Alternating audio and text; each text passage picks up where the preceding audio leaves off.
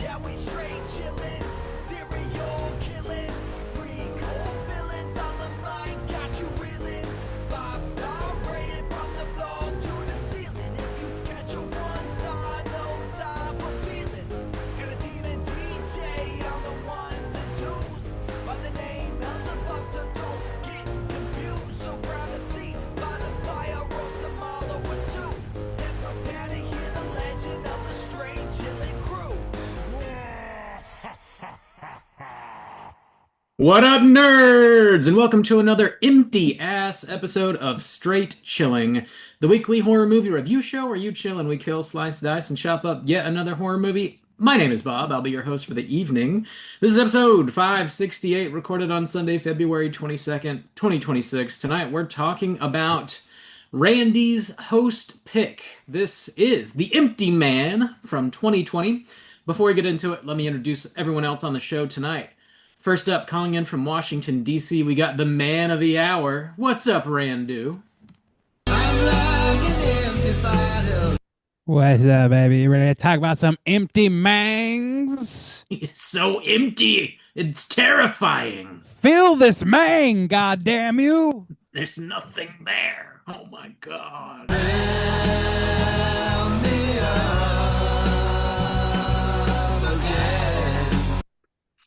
Your voice is sounding great these days, Randy. You know? Keep at it. Last but not least, calling in from Seoul, South Korea, we got your boy Soju. What's up, man?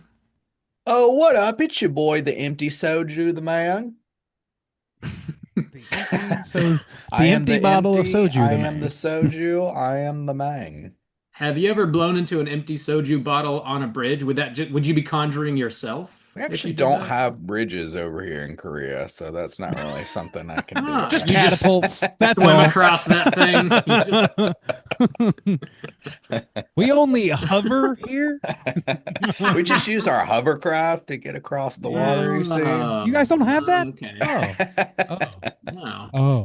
Didn't you hear we're living in 2050 over here? And Good so- for y'all. Good for y'all. Well, we're talking about The Empty Mang. This is we're bringing back host picks this year. This is the first host pick from your boy Randeezy. That's We'll be talking about that hidden gem momentarily. Before we get into it, though, let's tackle some housekeeping. Here's your final reminder. Our March poll is currently posted over on our Patreon website. If you guys support us at the $5 level or above, you get the chance to vote on a movie we're talking about this March. The theme for March is A24 movies. We're classing up the joint for the month of March. The 3 movies you're voting on are Enemy, The Killing of a Sacred Deer, and Under the Skin. Whoa, Bob, in the last week of March, February, Nope. the month of love. No. Erase. Back up, Undo. back up. Delete. How are those numbers looking? Dude, they changed again. They have changed every week, which is kind of Who's throwing their weight around this week? their ample weight. I don't know. It was Nicole. I don't know who's doing it now. Apparently, they're sizable according to your assessment there. Their opinions are massive.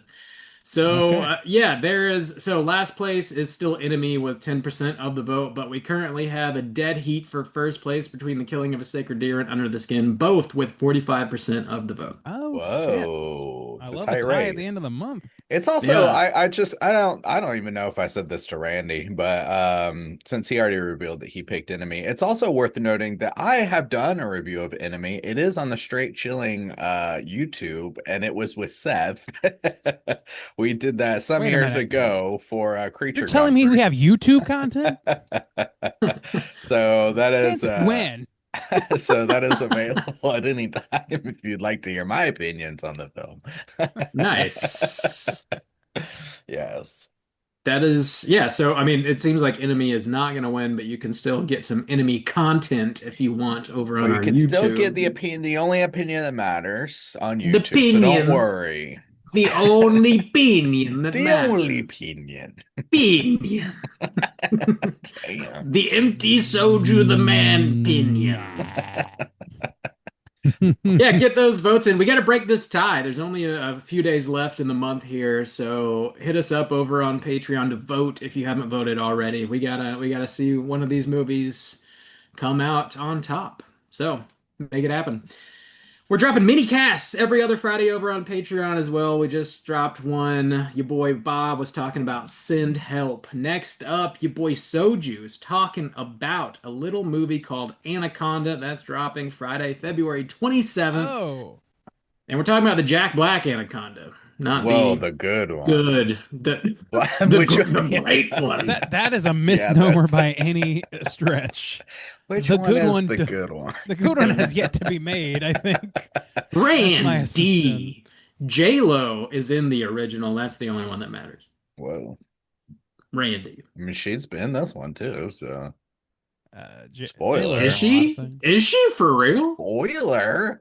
Holy shit, you spoiled the entire movie. Now I don't need to watch it. You don't need to watch it. Did they play that one scene forward and Heard loud and clear. Message received. I got it. Check out Soju's Pinions. The only My pinion Pinions. that matters. my apostrophe pinions? Dropping this Friday, the 27th. My over on exclusive Patreon. pinions. Exclusive pinion. Soju Can't find empty pinions like bang. these this side of the Rio Grande. Just nonsense. Just complete nonsense.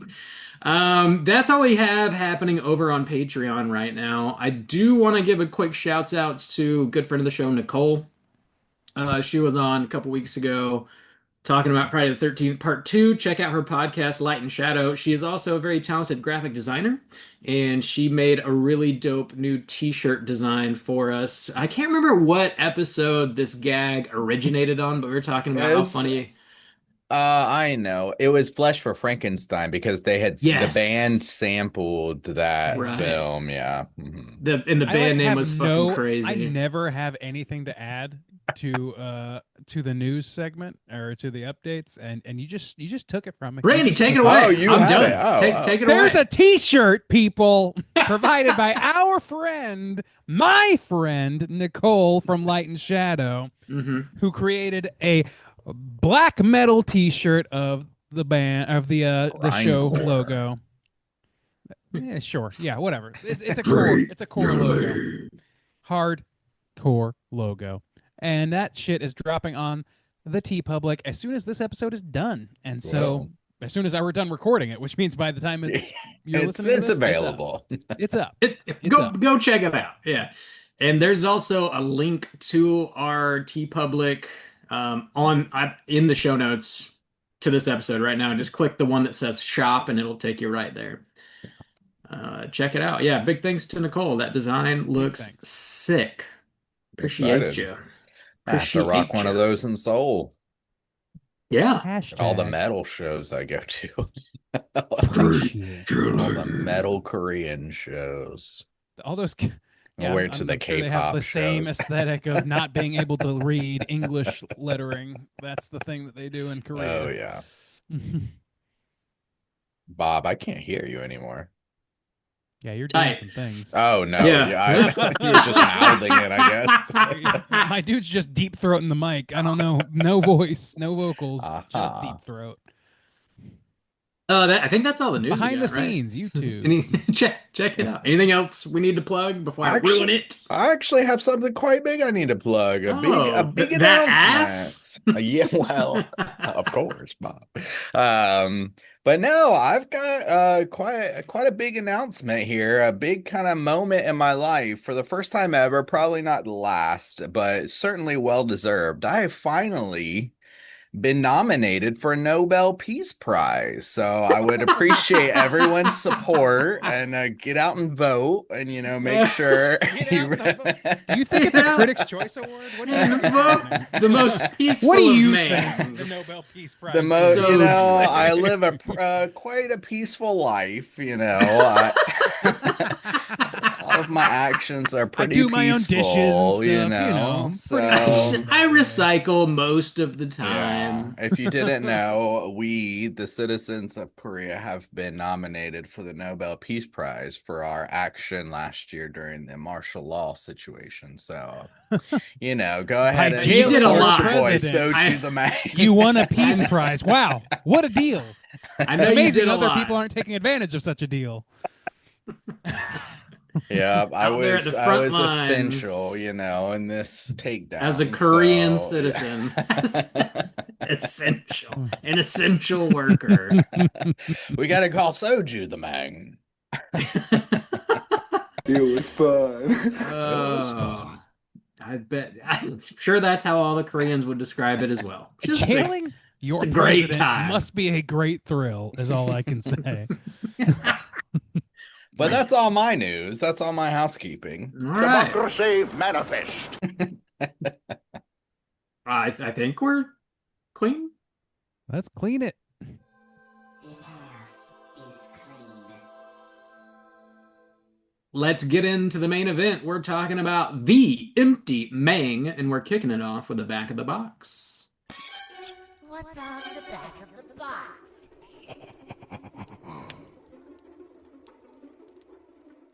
Bob, it didn't look like you had this box. Yeah, this does not exist on Oh, really? in any sort of physical Oh. nature. Not legally. I think you can God. find like a bootleg if you really want one. But, Bootleg VHS, huh? probably not, but maybe. Gonna I don't know. make People it. make I'm just people gonna make find crazy out shit. Betamax, you know? Throw it up. Let me on get that eBay for bootleg like laser $100. Yeah. Yeah, this came out in 2020, rated R with a runtime of 2 hours and 17 minutes. Directed by David Pryor, written by Colin Bunn and David Pryor. I believe this is based on some sort of comic book as well, It is. from Oh. Boom Studios. Okay. And this Didn't know stars James Badgedale, Marin Ireland, Sasha Frolova, nailed it, Samantha Logan, Bralava. Ron Canada, a bunch of other lovely folks. Plot The man's synopsis name brought is to you. Ron Canada? It's Ron Canada. I'm not lying to you. Oh, Bobby Canada. Bobby Canuck over here. I do love some maple syrup. Plot synopsis by IMDb is as follows. A retired cop links mysterious disappearances to a mystical urban legend. Gentle Mangs, have we seen The Empty Mang before? And would we recommend folks at home check it out? Rand Diesel, the man of the hour, kick us off. I have not seen this film before this particular viewing. This was a blind watch for me based on much hype that I've been seeing, like as an undiscovered gem and so forth, that sort of thing. This released, 2020? So like pretty recent film, and I had just seen its name pop up here and there from outlets that I do respect, and so I was interested. I was glad to have the opportunity to pick Free Reign. Yeah, do I recommend it? Yeah, I think so. Although this is the definition of a slow burn, I would say. So don't come into this with the expectation of a very fast moving thing, and it's also quite Lovecraftian in its horror elements. So if that sounds like your sort of thing, you're gonna have a good time. It is not for everyone, though, I would wager to say. Loose, medium to loose, you might say. Recommendation. It might. Juice, what about you? I had never seen this before. Never heard of it. I'm pretty surprised a movie like this kind of flew under the radar. And yeah, I would recommend people check this out. I was more in the realm of like a Zodiac style. I mean, that's definitely slow burn too. But you know, it's kind of like it got an investigation element to it. Actually, there's several things that kind of reminded me of this, but there's like maybe a cult element going on. So yeah, there's a lot of things. But yeah, I would recommend people check this out. I thought this was pretty good.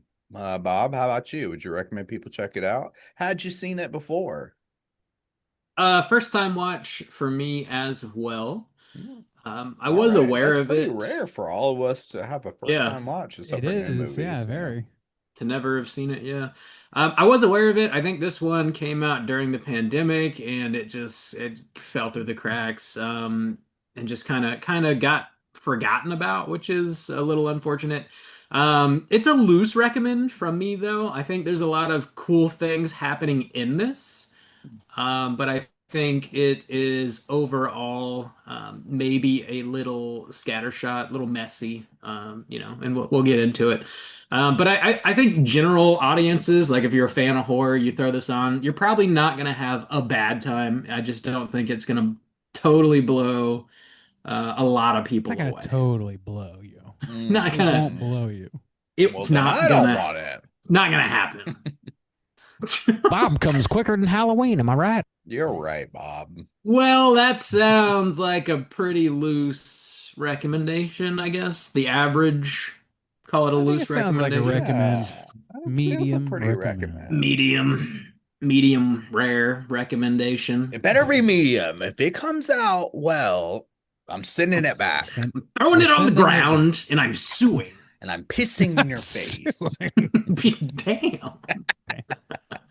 Hell yeah, brother. You've been Take- watching The Pit after all, huh? Take Just- my stakes seriously. I'm a very serious man.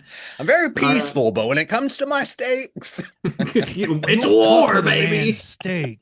You just don't. I respect the cow too much. Sounds like a loose, just a recommendation. Watch it if you want. I don't fucking just know. Go watch We're, it. we're gonna spoil. We're gonna spoil the shit out of the Empty Man. Here comes your warning.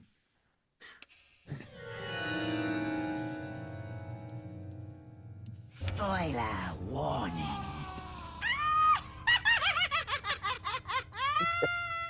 Our review officially nets out to just watch it if you fucking want. watch it. Yeah, I Just don't fu- fucking if know. you- Shut up. the If you wanna recommendation watch it, we then watch offer it. at this podcast. Fuck it. I don't know. We're gonna talk about it. Fuck it. Just watch it. I don't give a shit. Do what you want to do. It's your fucking life. Live it. I don't know. I can't tell you what to do. Oh, can't. Bob. Have you heard You of our podcast? It's called Straight Chillin'. Bob. Hit us Yes. with that plot synopsis, please. Here is the plot synopsis. Starts off in 1995 in the Ura Valley, Bhutan, boys. Four friends go All been hiking there. in them their mountains. They do Oh, it. I remember those days. Ah, yes, our hiking in Our mountains. Bhutan. days. Yeah. Bhutan days. Oh, they were crazy days, boys. Those Bhutan days. were Vikings. think about it. Bhutan days. They don't come back like that again. We really peaked in Bhutan. Your boy Paul, he hears some whistling and he falls into a crevice. His friends find him catatonic, staring at a humanoid skeleton embedded in the cave wall. The group takes refuge as a giant snowstorm blows in. The next day, a creepy robed figure appears in the snow. The following morning, they find Paul sitting at a bridge. He's whispering some weird shit, and Ruthie stabs her friend. Shut up, Ralph. She stabs her friends to death before throwing herself off a cliff as Paul watches. Shit's fucked. Then we jump forward to 2018, the lovely state of Missouri. Former Detective James mourns the death of his wife and son in a car crash the previous year. He had an affair with his neighbor Nora the night they died and feels great guilt. Nora's daughter Amanda runs away from home, and James tries to help find her. He finds a flyer for the Pontifex Institute in her bedroom, and she's written, "The empty mang made me do it," in dog's blood on her bathroom mirror. Shit's pretty fucked. James talks with her friend Devara, who says Amanda insisted they summon the empty mang.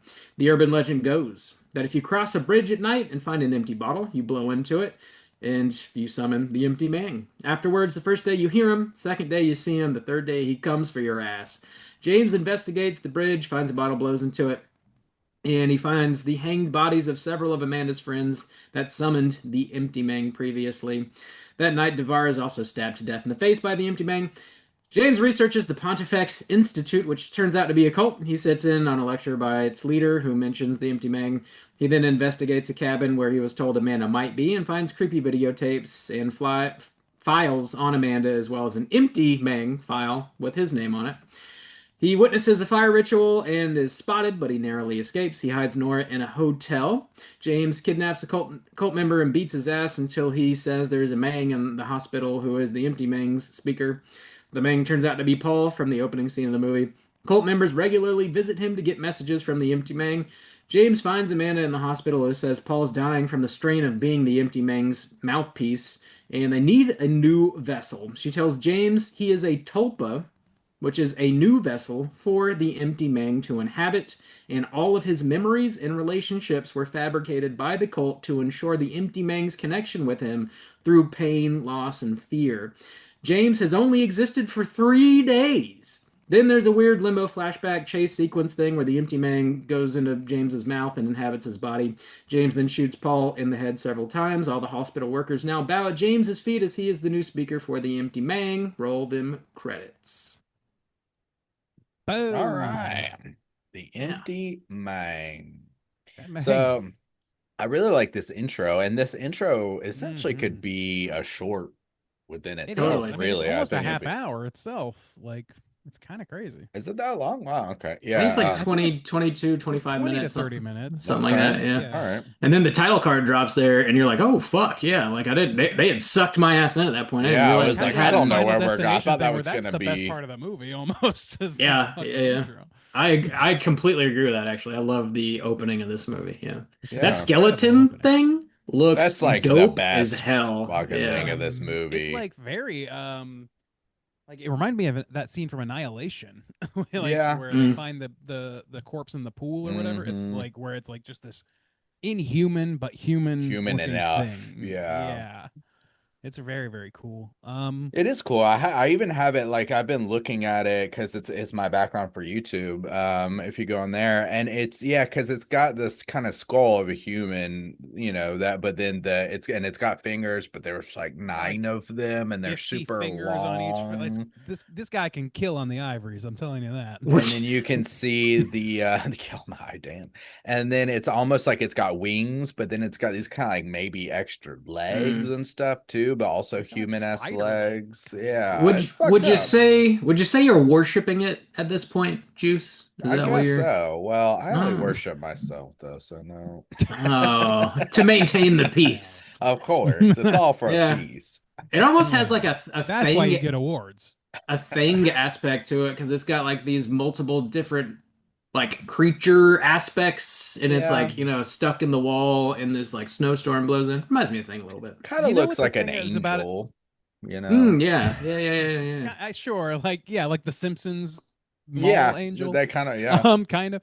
You know what the thing that like of all the things about it that is like it's very disturbing looking or whatever, but like the thing that bothered me about it is that its skull is like twice the size of a normal skull next to the guy looking at it. So like I don't know Okay. why, but like Mm. the scale of the human elements, even that is off. And for some reason, like just innately, I saw that and felt like Mm. off put by that. And I thought that was really fucking great. I don't know why. Like it's just a small thing. Oh, in- you in the liked it? grand Okay. scheme. No, yeah, I did. I really. Oh, liked okay, that. Like, okay. yeah, it was just like it's very like uncanny, you know? Yeah, it's like those, legends of like giants, and they Mhm. captured them in Iraq. It's like the and missing shit link like in its that, own way, yeah. but the link to what is the question? Mhm. I think it's really effective too because this isolated area, even the way that he just falls into this hole where you have to be careful when you're hiking and stuff like that. He falls down and then they're so worried about him. You got to have this rope to get down, and they show the scale. I thought just all the setup was really good because you see the scale, like how far you'd have to go down to save this guy, and they're worried like, oh my God, he's dead or his bones are broken for sure. he's And then you broken a get down leg. there and he's fine, like physically, but he's just sitting in front of this thing. That was such a good atmosphere builder that you're Yeah. just like, oh no, why When is he- he okay? The Incredible. fact that Like, it he's just feels okay ancient is and not evil as okay. fuck. Yeah. When he whispers, like he's he's like God. meditating in front of this thing, and his friend leans over to touch him, and he whispers like, "If you touch me, You'll you'll die." die." And I was like, fuck. It's his dude. brother, isn't it? Didn't he say it was his brother? Oh, I'm maybe. not sure if he was or not, but maybe For some it reason, I could thought be. Could be. because then he goes on his rant later, and it almost seemed like they were brothers or something, but maybe not. I It felt could like be. there They're was some close. familiar relationship, but I don't. Yeah, Mhm. regardless, Yeah, it's a seems like they're close knit group of close. four. And Um, and then yeah. he hesitates. I love the tension build where the guy Mhm. really hesitates for a Mhm. while. He's like he almost touches him a couple times and it hovers just there. And then finally he's like, we got to get the fuck out of this cave. What am I gonna do? Leave Can't this leave guy? him. Yeah, I mean Yeah, I yeah. love that great. That's it's such a great setup too, because really you could put yourself in that situation. What do you can't leave your friend who's just falling down Yeah. this What are you gonna do? 3-story crevice The alone. options are leave him to die there, or at least Yeah. sit there for a while, or touch him Yeah. and risk dying. Apparently, like you're being told by his most Yeah. petrified situation. I don't know. It is very fucked up. It reminded me of, for those who have seen Together, that the recent Alison Brie, Dave Franco Ooh, movie. Like, yeah. there was like the underground cave thing that was going on there. It like had a lot of similar vibes to me to Mm. that, although maybe a little bit less Lovecraftian than, or a little bit more Lovecraftian than that. Excuse me. Yeah. Yeah, just very Yeah. mysterious. Just such a big mystery in this. And that's what this, like, the thing is, like, it's a mystery, but then we get past the opening credits and we start going into this like fucking standard issue Slender Man story, which is kind of interesting. And then it like, but like the whole time it's like, whereas the Slender Man movies you see are always going to be centered around like, is it real, is it psychological, or whatever, we've already seen this is a fucking, at least a real inhuman corpse, at least that. Yeah. Now, I will say, I think that's a thing about this movie. I think there's too much going on, and I don't think that they Yeah. always blend together really well. And if I had to pick the elements that I feel this movie could skirt around or cut, it would be that butterfly kisses Slender Man element where it's this The urban legend urban aspect. legend that people know. Yeah, because so the other aspect then of it is this cult aspect Mm. where, Yes. and I even Which liked, is so interesting. it is very interesting, and I liked how they developed it, and then even posed the question later. Now, I don't know how you would necessarily work this in if you didn't have the element of there's like kids who know this legend, they do these things to bring it out.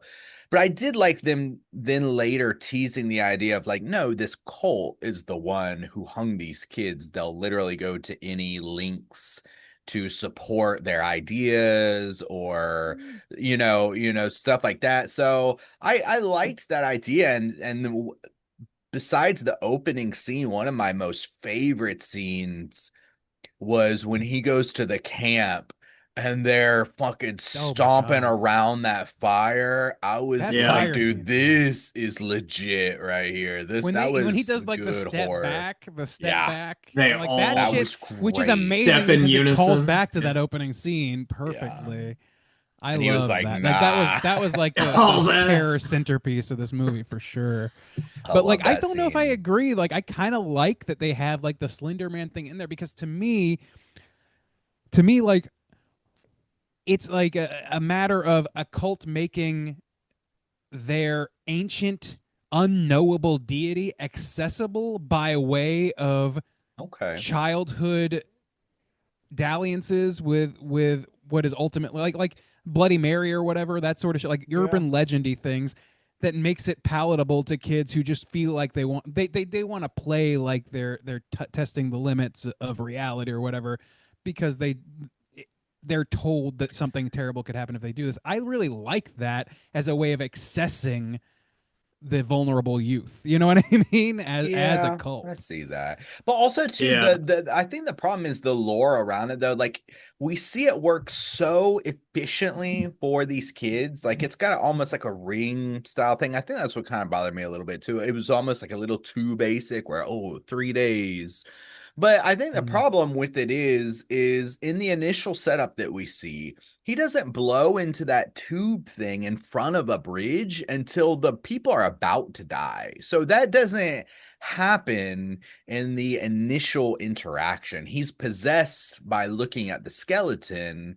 Yeah, but I thought And he was kind of an exceptional figure within the realm because I he's know, but like the a people who conduit. die are not like, they are just like, Yeah. even the girl, she sees him out in the snowstorm and everything like that. So that whole process doesn't happen until right before they die. But So I she was gets like, okay, whispered that's kind to of by off him. by him. But But that's here's the the thing, thing: it's is kind like, of I'm off. sorry, go ahead. Yeah. You go ahead. Well, It is, but like the internal logic of it, I understand what you're saying, and like, yeah, it's fair to scrutinize that absolutely because it's putting it out there, like it's putting the internal yeah, logic out yeah. there for us to mull over or whatever. It clearly wants us to like try and figure things out, but kind of the thing that I like about this movie is that ultimately you can turn it over in your hands as much as you want, and it is unknowable. So like Yeah, that's that's the where the thing. Lovecraftian element of They're it still trying comes to figure it from. out too. But also, but that comes back to the other second point I want to make is part of the cult, even when he goes to the camp, there's these bottles everywhere, and people, now they're not in front of a bridge, to be fair, but they're blowing into these glass bottles in this warehouse and stuff like that. And that's fine and stuff. It's just, I don't know, it feels a little messy. And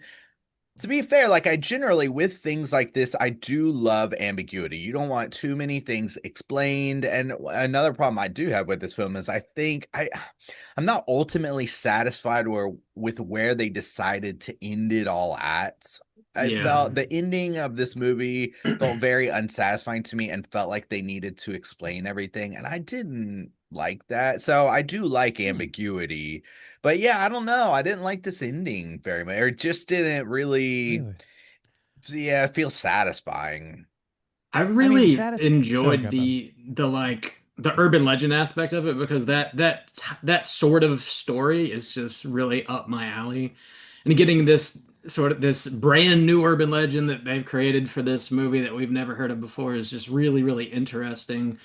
I did not, the inconsistencies did bother me quite a bit because, like you were saying, Juice, it didn't line up with the beginning of the movie, and then like most of the kids that did it either hung themselves or like the empty Mang like tricked them into hanging themselves or the cult hung them or what. But then we see the one last girl like get stabbed in the face by the empty Mang, and you're like, well, what does the empty Mang want? Like, why is he killing his kids? What does this benefit him? Like, I'm just not really sure. And then at the end, you find out like they want to make sure that James is really frightened because that somehow makes him easier to be inhabited by the empty Mang spirit deity thing.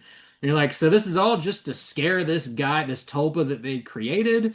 And I agree that the ending, like when you kind of find all that out, you're like, well, that takes like all this stuff that was really interesting, it just makes it kind of less interesting. Like Really? as as he like investigates the cult, like the more he talks with cult members, the less interesting I've found it to be. Like the Yeah. guy, the cult leader, just talking about it's like just gibberish nonsense basically. None of it really means anything or makes Stephen any Root, by the way. sense. Stephen Yeah. Root, yes, yeah, good Who I call, love great to see anytime. character actor. And like that like greaser kid that he has a couple interactions Yeah. with, again, Yeah. he feels like out of place in this movie Yeah, almost. I And also agree. everything he says is kind of gibberish nonsense. So like the cult stuff on paper, in theory, I think is cool, but the more time he spends with the cult members, the more the movie feels like it just kind of crumbles under its own weight. Like it's just I doing too ki- many things. I don't Yeah. know. I kind of feel like the movie covers its basis with those things because the Yeah. whole thing about the cult is what they're worshiping is unknowable even to them. Like Mm.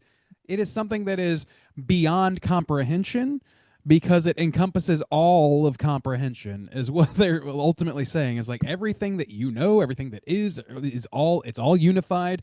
So to I look at something as an individual thing, to look at even God as an individual concept is felonious. Excuse me. No, it's fallacy. It's a mistake because it's all one thing. So to have like these characters speaking gibberish, that makes sense to me.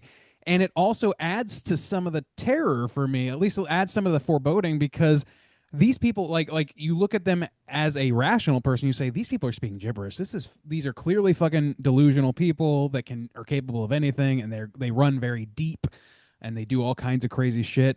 And their rationale could be fucking anything because what they're saying is gibberish. But at the same time, everything that they say makes perfect goddamn sense to themselves because everything is everything and nothing is anything else. Like everything is all one thing. So I don't know. Like to me, they kind of do make a rationale for the irrational things that happen in this movie. And I don't know that that's entirely like 100% true, and I'm sure there's some criticism to be had for that. But like I don't know, for me it all that's the way it landed for me is like, yeah, okay, this I don't know that even the kids like being hung or whatever was for the benefit of our lead, the Tulpa, so much as it was just what happens in this cult. Like this is just like a part, like this is the end result of engaging with this stuff um on But that see, level. that's And what's then confusing too, is because the cult members seem like they're participating, like they want to meet the the empty ones that man, or they're are like, participating I don't willingly are, know. but the ones that are not are hung or killed is what I took it as, like, or in So some if you way. willingly participate, but then there, Well, like I don't that's what we see know, at the but beginning. We do see that at the beginning. We see people kill themselves for the sake of the one, conduit's yeah. bidding and the one But Yeah. person's bidding.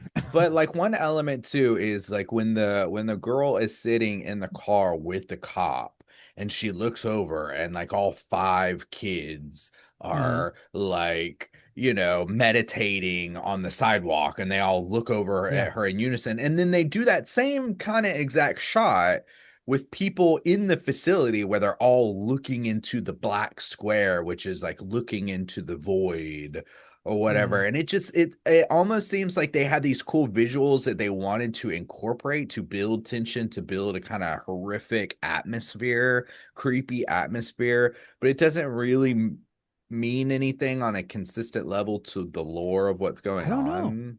I don't know that that's true. Like okay, if I may try to argue in favor of that choice, like I think that girl made a very clear point of saying like, yeah, I saw this happen. I wasn't really that willing of a participant, and then as soon as we were off that bridge, I didn't speak to those people. Since I haven't spoken to any of these people Yeah. since then, they have all spoken to each other.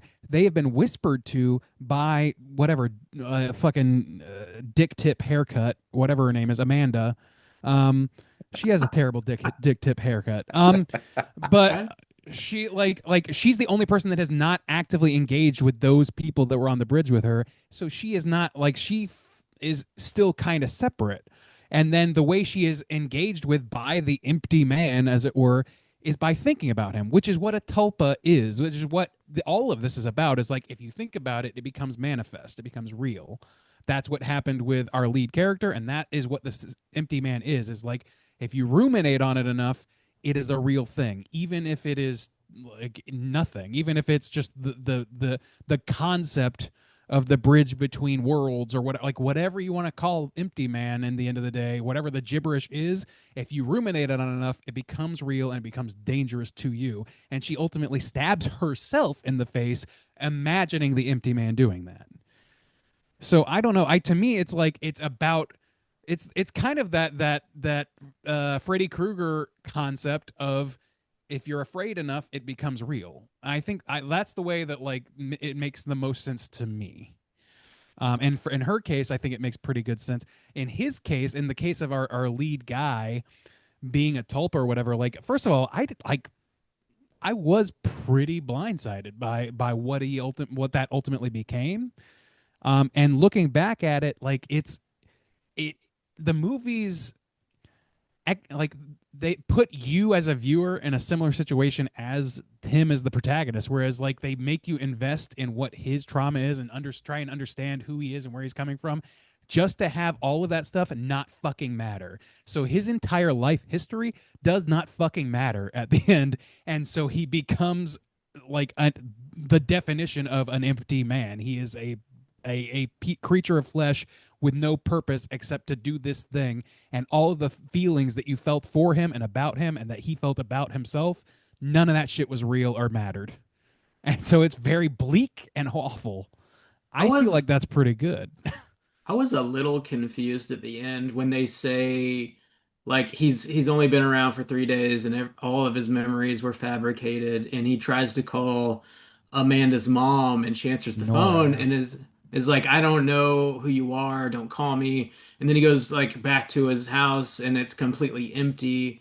But like in those 3 days, like we see him have interactions with Nora and we see him in his Live house, in that like house. have interactions with the empty man there, and We like he also see brings Nora memories of there. his wife and kid that don't exist or I mean that existed that for some makes other sense. guy. Yeah, but that's But in the past. within those 3 days that he has actually been, Yeah, since so he had the who's he sad talking to Mexican when birthday he's dinner I don't know. be I mean, on, yeah, yeah, that's fair. exactly. I Like, guess I guess see there's a because distinction that between what he remembers versus what he is experiencing during his yeah, existence see because yeah, that in the makes it physical all body. seem Okay, quite sure. pointless because then it's like, well, if you can manifest his memories, why do you need to trick him into going to yeah. a camp? Why can't you just create him with the memory that he went to a Well, camp? no, I think that like, I mean, I mean, I think it's the same reason that like, I don't know, like you can. I think they gave him those memories in like she says it like grief opens the door and so but he has to be a manifest human being in order for that for their a door to even exist. Do you know what I mean? So like they implant like they create this creature and they create a passageway for this thing to enter him and take over his thoughts or whatever or like ultimately fulfill what they want out of him, which is to be the next conduit. But in order to do that, he has to have those feelings and then make a choice to pursue or like to be involved like he needs to embrace that grief in some way that allows the creature in. Like it has I feel Yeah. like there's like a little bit of choice involved. And but I don't think he really has a choice because he is engineered to make the choice they engineered him to make. So that's like the real pointlessness of it. And that pointlessness is the dread that ultimately I kind of like about this movie. I think it's a little weird too for a cult movie because I feel like, especially from what we see, I feel like it's a very weird conclusion. And now it does support their general idea of thinking, and I guess that's okay. But I think that's what kind of bothers me about this being a cult movie because I really do like cult movies, and I like I said, I like the element earlier where they suggest. So I think this, I want maybe a little bit more ambiguity following, like circling around the idea of the cult. So through the whole movie, you're going through and you're thinking like, if you kind of separate the opening kind of fucks that up. Seeing, but if you this guy's journey, like, is there a real empty man? And then they suggest like, oh, maybe the cult actually hung these kids. There is no empty man or whatever. And I think in the aspects of a cult, especially saying like, okay, we have this antenna, we have this person that gives more where we can receive messages through or we can receive things through. Well, you see a whole facility of people and they're constantly recruiting more. I feel like in terms of cults, there's so many people who would just volunteer for that experience, that they're so dedicated to the idea that they would have no problem being the next messiah. Oh, Like, yeah, like take over my body or inhabit Oh, I don't think it's a me. choice though. So where they have to create a human being from With that nothing. capacity. That's the But thing. I I don't that's what I I think don't she think explains is that that's it's like it's not that so. I don't think anybody can do it. I think she said it's once in 500 years. We didn't have that kind of time to wait. So we decided to create one by manifesting it through our meditation, which is what Yeah, tulpas are. they said something. They say a lot. It's like once every Yeah. 1,000 years, like somebody comes along that can like be the mouthpiece for the empty bang or something like that. But they're like, yeah, we Yeah, I wanted don't to think it's just like anybody make who's willing enough can do somebody. it. Otherwise Amanda would That's do so it or weird though, anybody. because he's just laid up in a bed. I just like if he was, Yeah, I thought when he, I so I my thinking was when he first goes to that church and there's like a shadowy figure standing like in the balcony or whatever. I thought that was gonna be our guy. I thought that he ultimately started the I thought that cult, might be and true too, then yeah. you have to want, and then that leads to the ambiguity too. Like, did he just start this cult and is there really something to it? Did he kill his friends or what? I don't.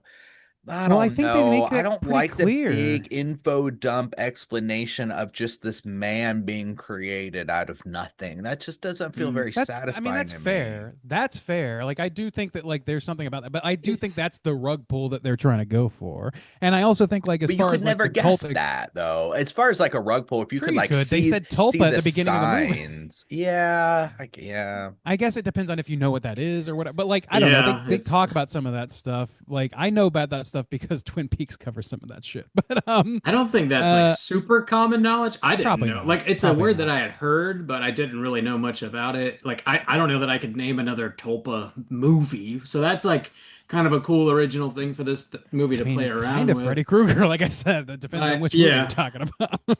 This does like after the movie ended, I was like, okay, so what exactly is the Empty Man? Because there's like so many facets, so many avenues that they're traveling down in this movie, and they're all really interesting, but I don't know that they all fit together very well. And as I was thinking about it, I was like, so like maybe they have kind of like an unholy trinity kind of thing happening here, where you've got like the God, capital G God, being like the I think they referred to like the empty Mang deity as like the singularity, like where like all thought has come from basically. And that would be like the capital G God, and then you've got this like sort of immaculate conception James Tulpa being like the Jesus figure. Mm. And then Sure. whenever the kids do like the urban legend thing and they summon the spirit of the empty Ming, it's like the Holy Ghost or the unholy ghost or whatever. Yeah. And like looking at it that way, and then you've got this cult built around it, and they're worshiping this guy, and they're trying to basically bring Jesus home to like I guess get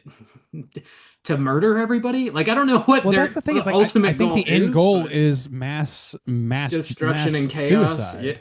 Like I yeah, think that is what it is because like I think the microcosm of what they want to happen is what happens in the intro. The yeah. three thinking people are corrupted or otherwise killed, and the Mm. conduit that is most connected to the otherworldly unknowable entities, that person goes on to try and infect other people. They call it an infection a lot, and I think Mm, that like that's the thing is yeah. like it lends itself I so like when they well to say the an idea itch in the of a brain. cult. What's that? Hmm. Yeah, I like when they that's a say weird that thing. you got an itch in your brain. I was like, oh, that's a Yeah, very I love some of the disturbing language they thought. use Yeah. in His the at the message is cult. contagious, like it spreads uncontrollably. That is Yeah. kind But of a cool like thing. cults operate this way where it's like dead like doomsday cults that want like ultimately end up with people committing mass suicide or whatever. They commit mass suicide to become one with something else. That is what they're told it is. That's so like to have a sort of Slender Man esque, like Bloody Mary esque sort of like legend or whatever, and then like some ancient tulpa fucking like Tibetan thing all blend itself in, all be like managed by a doomsday cult that exists both before and after. But by the way, I wanted to point that out. Like this cult existed before Paul. I also thought maybe Paul became like a higher up in the cult, but we saw the video we saw from the camp that happened before 1995, I believe. That happened. That was incident 13 instead of 14, which is what we find out. You know what I mean? Like there's Yeah, yeah. there's like so I think like or manifestation 13 whatever. I think that's what they called it. Yeah, I Like think so. so Yeah. so like it's a matter of like incremental like they are attempting to manifest things and they've been doing this for God knows how long for God in God knows how many parts of the world, and this is clearly a global effort or at least like a huge effort because it's like got Scientology vibes all over it. Yeah. You know, like this is not a small building or a small church and a small like it is something like this is clearly built out and has tendrils all over the place. So to me, it's like this is an ancient thing that has taken a modern form in the form of a cult. And the cult's purpose, as many cults are, is to become one with the singularity or one with whatever. And that form is by having certain people be representatives that lead other people to commit mass suicide. And eventually, the idea is that they would all commit mass suicide and become one. Although it never works out that way, of course, because cults are bullshit. Um, yeah, I don't know. I think that it Whoa, kind of not blends all itself cults really fucking are well. so bad. Not the soju Some, sex some cult. of us just want to have free love, baby. Some of us just want to party, man. Buddy, if you're just having free love, that's not a cult. That's just a good time. That's just a peaceful good time, you know. I'm all It's a about peaceful peace. good time with a lot of antibiotics on hand. The blood of the lamb is just like watermelon soju or what? Like it's, The blood of the lamb. hell yeah, I bro. really- Soju, yeah. I do really like your take about the unholy trinity. That does kind of make these like different elements kind of work better in my mind, especially like with one of them kind of looking like, or this skeleton looking like a kind of angel or whatever. But yeah, Mm. the idea of this guy being like the Antichrist or being like the Jesus figure that is, Mhm. or especially because you got the 3 days too, you know, Jesus Yeah. resurrected in 3 Yeah. days or whatever. Like that works pretty well. Yeah. Well, there's a lot of thematic like stuff in this, like bridges in this movie Yeah. are like everywhere, Yeah. everywhere, mentioned and verbally and physically, from the beginning of the movie to the end. Like even in his apparently untrue backstory, our lead character, his wife and kid careen off a bridge. Like Mm. the kids killed themselves and witnessed the empty man on a bridge. The original story that happened in '95 happened on a Tibetan. I'm say Tibetan, but it's not Bhutanese Bhutan. bridge. Bhutan. Like, It's all bridges, and it's all about bridging I peaked yourself in between Bhutan, this baby. world and the greater collective consciousness. So like bridges mean everything in this. Yeah. True. Yeah. Yeah. We got to get a I Peaked in Bhutan shirt going now. All right, that's the peaked in- next shirt.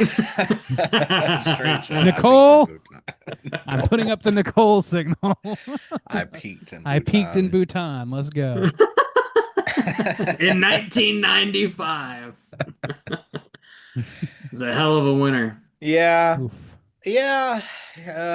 I thing is, think like, it's just that's there's what's so many beautiful about it. elements. Yeah, I think the Yeah. thing is like there's so many elements, and ultimately, I feel like now maybe this conversation changes a little bit more, but after the info dump, after she explains everything, I kind of thought to myself, there's not any reason for me to think about this movie anymore, which is I get that. a bummer because throughout the whole movie you're thinking about the aspects You're of trying the to cult, the solve. aspect of what it is, and I just don't think it serves that feeling very well to explain everything at the end. I don't know if it explains everything, but like I see what you're saying though, because like, well, the thing is like it takes all of the emotional pipe work that it's laid, Ooh. and it says that doesn't matter. In fact, rip that out, Yeah, and whatever you feel, whatever loss you feel about losing all of that, that's the point, and that's the thing I like about it. Like, and it's hard to get there. Like, you have to acknowledge that was both on purpose and serves the story, and that's not I necessarily just- the easiest bridge to jump to. Like, I just don't understand. Like, I don't like then most in the movie we see feels like it doesn't really serve any kind of purpose. Like, why did he go to the camp and then why would they chase him? It's not like they're gonna kill him. They do say he has to be afraid. He has to be fearful, which I assume is the whole point. They send him there and let him look around at the tapes and stuff. Because those tapes Yeah. are fucking freaky. And they he need to sees like freak him the out painting the kid makes on I the wall. do like that. And out of his they- own viscera. Yeah, They leave that like fucked up teddy bear on And his he's front like tearing porch. his which, guts out. which is a teddy bear Yeah, that relates to his fictionalized Child, yeah. child. Like, that's the Yeah. thing, is like all that they're stuff. just trying I to think freak him out, I guess. it's very specifically engineered towards him, and I think that does work for the Well, ultimate also- endpoint. But also he's already kind of scared because the empty Mang legend is coming true. He wakes up at Mhm. night and somebody runs towards him in his hallway, you know? And so, I mean, even if he just lived a normal life for the next 3 days, he would be afraid. Be freaked out. Yeah. You'd Yeah. be afraid, but I don't think it's just It's not fear. I think airtight. Yeah. It's also It's that's the not, thing is yeah. like I don't think it's just fear. I think it's like fear and acceptance of the Loathing. possibility of something else happening, and then like there's a bunch like I feel like there's tiers to this that are again unfucking knowable, because And- it's like I don't know, like to me it's not To put too fine a point on it is to defeat the point of it to Yeah, me. which is kind of what they did. But like, but also to the time element where we go back and we see that he's standing on the top railing watching the people blow into their balls, and he's Yeah. also in the hallway underneath. I was Yeah, like, well, so he's two that's people? I don't like, that Maybe is that's also that a thing. singularity coming yeah, together as he yeah. like is getting inhabited by the empty man, I It's like guess. his consciousness is split. I don't know. Like that's a great point. And like that whole scene after Dick Tiphead explains him everything, and he starts experiencing things in reverse or like again or whatever, and he starts jumping through different time portals or whatever, more or less. Like that stuff I feel like can be taken a lot of ways. I took it as creative license to go back and look at all of the things that this supposed person has experienced and see just how futile, engineered, and void of actual connection to real people it actually ever was, because that is like it's like the ultimate fear coming true. Like not only is your wife and kid dead, not only is your neighbor's daughter like corrupt, not only that, but like your neighbor has forgotten you, your wife and kid never knew you. You are not a person. You are nothing. Everything that you've experienced is being taken away from you from that point until the end of the movie, and that's the point at which you accept and you kill the previous conduit so that you can take his place, and you feel nothing about it as people kneel at your feet. Yeah. Like it's kind of hereditary ending. Like it's a person that is nothing anymore and cannot feel human feelings anymore, rising to a level of supremacy amongst humans that worship that feeling. It's very dark to me. Yeah. Any other major points you guys want to hit before we rate this thing? The Empty Man? Mm, Terrible haircut. not a good haircut. All right. Well, let's go and rate it. If anything comes to mind, of course, throw it in there as we're wrapping up. Randeezy, the man of the hour, the man of the evening. This is your baby. How are you gonna rate The Empty Man out of five? I birthed this. Um, yeah, no, I mean, I've been This carrying wouldn't be some possible weight on without this. you, Randy.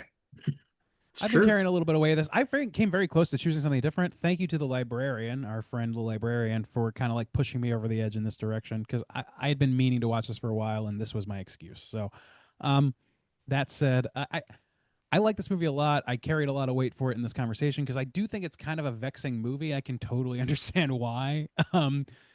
I think for my money, the length really got to me on this one. Like the literal time sat down watching it. Like it was 2 hours and 17 minutes. Like I felt them. I felt them at the end. I did not need to feel as much of it as I did in order to get the point. So I feel like it could have done with one more round of editing. Um, that's probably my biggest complaint. And I'm not sure exactly where that editing comes from, but there's like a lot of little places it can come from, a lot of seconds here and there that it could have come out of. Um, but the ultimate like idea of this movie I do like, and I kind of like the more I think about it. um and I also feel like the more I think about it, the more at risk I am of disliking it. So it's one of those things where like the more you know the better, but also the worse. So it's strange in that way. I also like feel like it fits weirdly amongst movies like Slender Man movies, like Bye Bye Man, like Boogeyman movies. It's like the best case scenario for that kind of movie to me, um, because it integrates some other ideas, integrates some existential ideas, and ultimately, like it has a massive rug pull. And whether or not that rug pull is pulled off perfectly for you, it does it. And no, none of those other movies, and none of those other very few of those other sort of movies do that sort of thing, where you like have that person that you've been following sort of become everything that the movie is terrified of, if that makes sense. Candyman kind of did it, the original, a little bit, but not to the same extent, I don't think. Anyway, all that said, I think that this is a really good movie that I think is worthy of people like reconsidering a few years later, after it went completely under the radar. From what I understand, it had like like it clearly had a budget, and like it just was in some sort of like merger acquisition situation, was kind of buried and forgotten. And I think that that needs to be corrected. It's worthy of at least some consideration, I think. Is But for when my Walt money, Disney bought Fox. is that That what it merger was? happened and it just kind of fell through the cracks. There Yeah. you go. Okay, so like it's one of those movies that like I'm actually kind of shocked that this movie has the kind of budget that it does, like, because it's so ambiguous and so strange. I'm glad it exists, and I think it deserves some attention. So, all that said, as far as the qualities of the movie itself, I think it looks great. I think it plays out to my liking very well. I really like the inclusion of the cult stuff. I love some of the actors. Fucking Stephen Root being here is fucking great. I just was so psyched to see him the minute he showed up on screen. Um, yeah, I really liked it. I think that I'm gonna give it. I think I'm gonna give it a 4 with room to grow or drop over the years, but I liked it a lot. 4 from Randy. Juice, how do you feel? Yeah, I mean, I would say I generally like the experience of this movie. I thought the opening was really great. Again, it could have been its own short, and I would have been satisfied with it just the way it was. If I saw that at a festival, I'd be like, that was really dope. Um, but then also too, I like the atmosphere, it kind of reminded me of The Ring a little bit. It kind of reminded me of like Fight Club a little bit, kind of reminded me of Seven a little Oh, bit. one note actually that I actually did hear is that this director David Pryor worked a lot with David Fincher. Okay, So like there you that, go. like somebody mentioned Zodiac, and I wanted to say that earlier, but I Yeah, didn't want to interrupt, Zodiac. so I'll interrupt now. Thanks, Randy.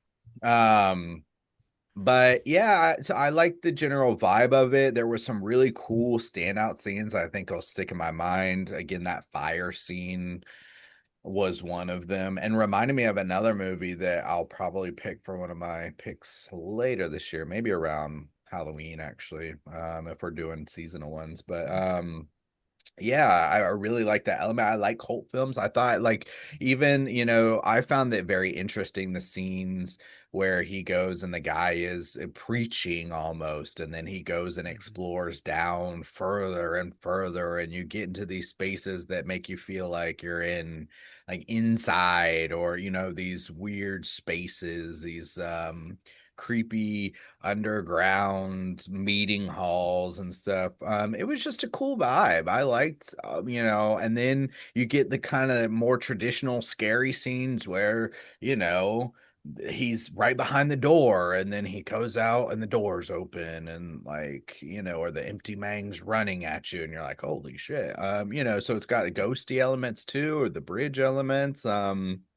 It's got a lot of stuff going for it that just works really well. And just like, I want to be kind of scared. I want to be curious, some tense moments, good atmosphere.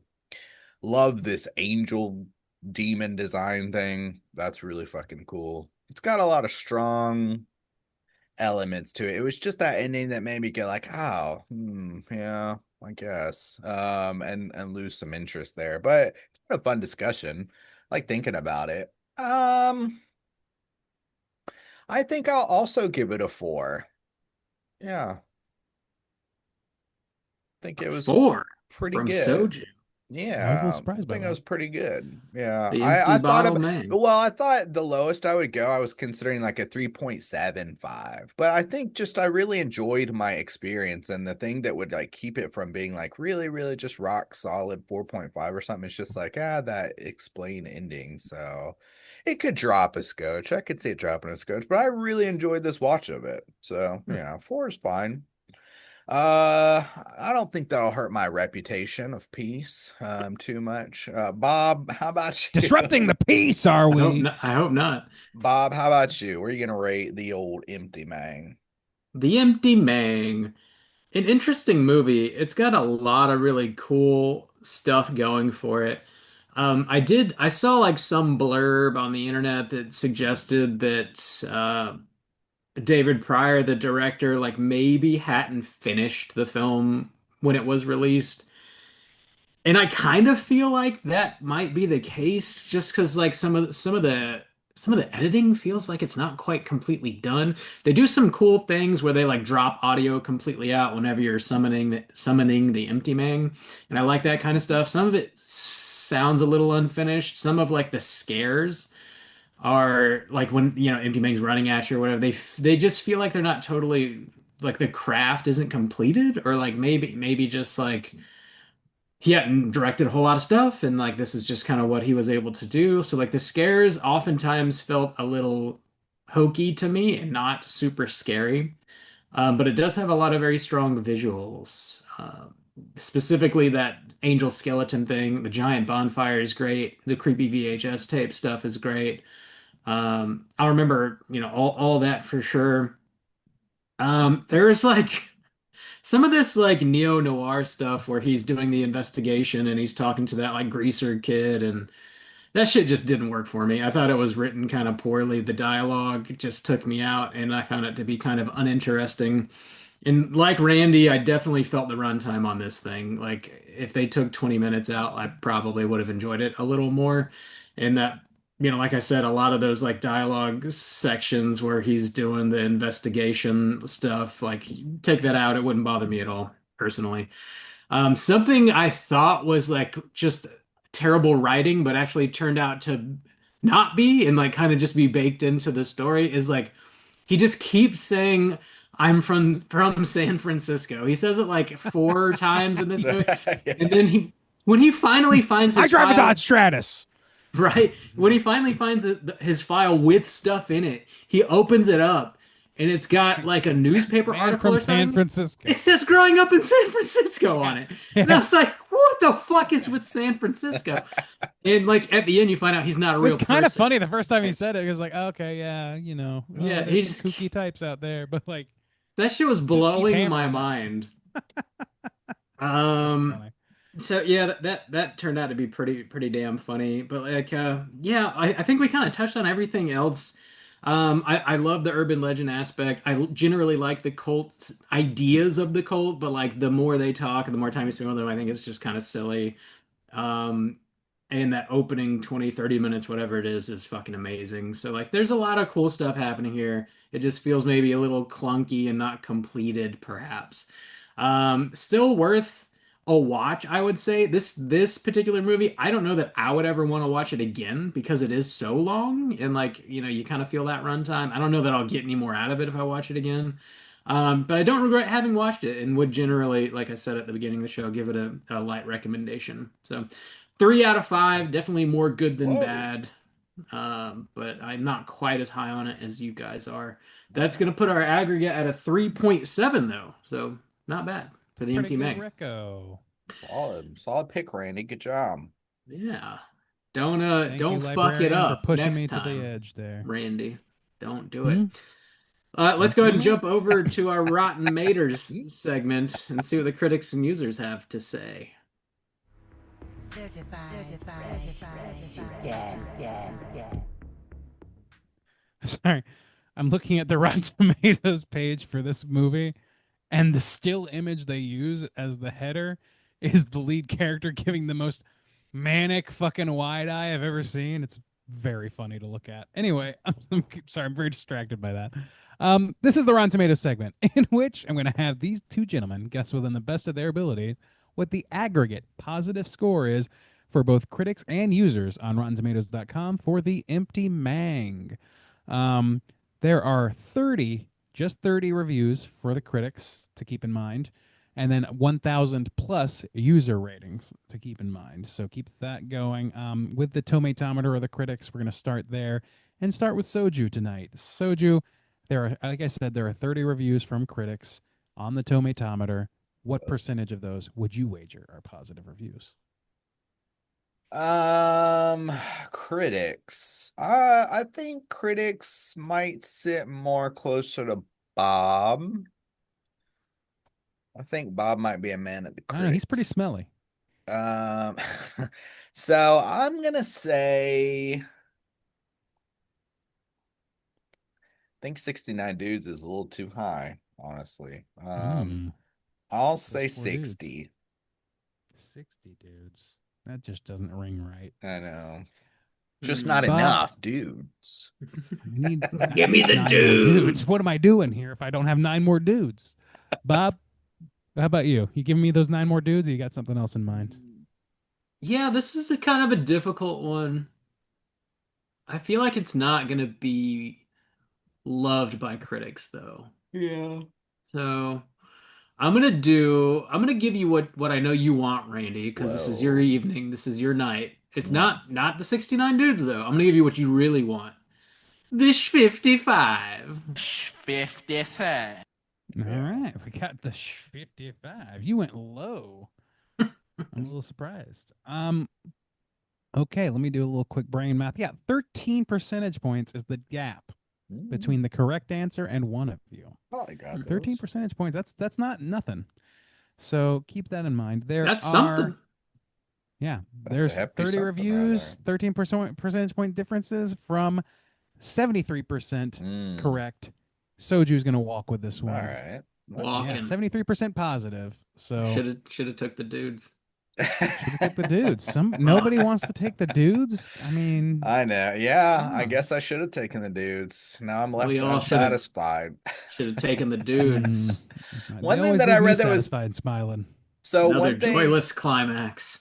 So David Pryor, this was his only film that he's directed so far, and his next movie is called The Boy in the Iron Box, which is a short story that was written by the man himself, Guillermo del Toro, and it's going to be coming out on Netflix. And it looks like the release date is hell yeah.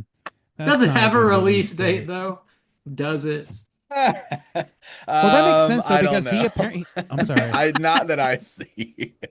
For what it's worth, that makes sense. They have he worked on Cabinet of Curiosities. He did the Yeah, autopsy. he did. episode. Yeah. Mhm. Nice. Which was a solid F. episode. Murray whatever. F. Murray Abraham, I think his name is. Yeah. I liked that. That was a episode. solid. I don't know. I didn't really read. Oh, I did read what it was about. So apparently, it's about a group of people who crash land on the top of a snowy mountain, and to escape the elements and the wolves and everything like that, they come across some maze-like fortress. So it sounds like another maybe really Cosmic thing, trippy. There's some It's weird like- shit out there. Sounds like he's got a corner on that market. It's a little like bit. Cube meets the Gray.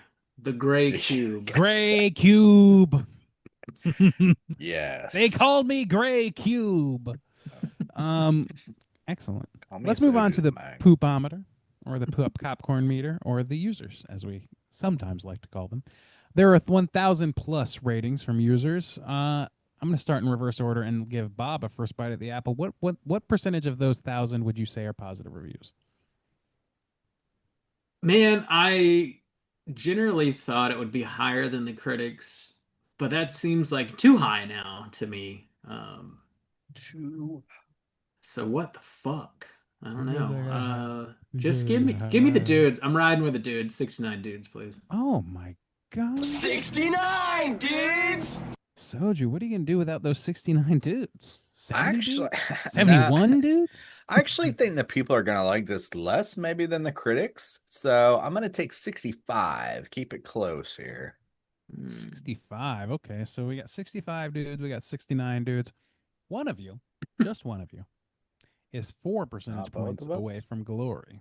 Ooh. That glorious correct number, Might be swinging about 61%. Oh. Soju's walking with this week. Congrats to the Yeats or Skeets or whichever one's you. I don't. That's a hell yeah, sweet bomb. Or Ooh, sweeping yeah. yeets.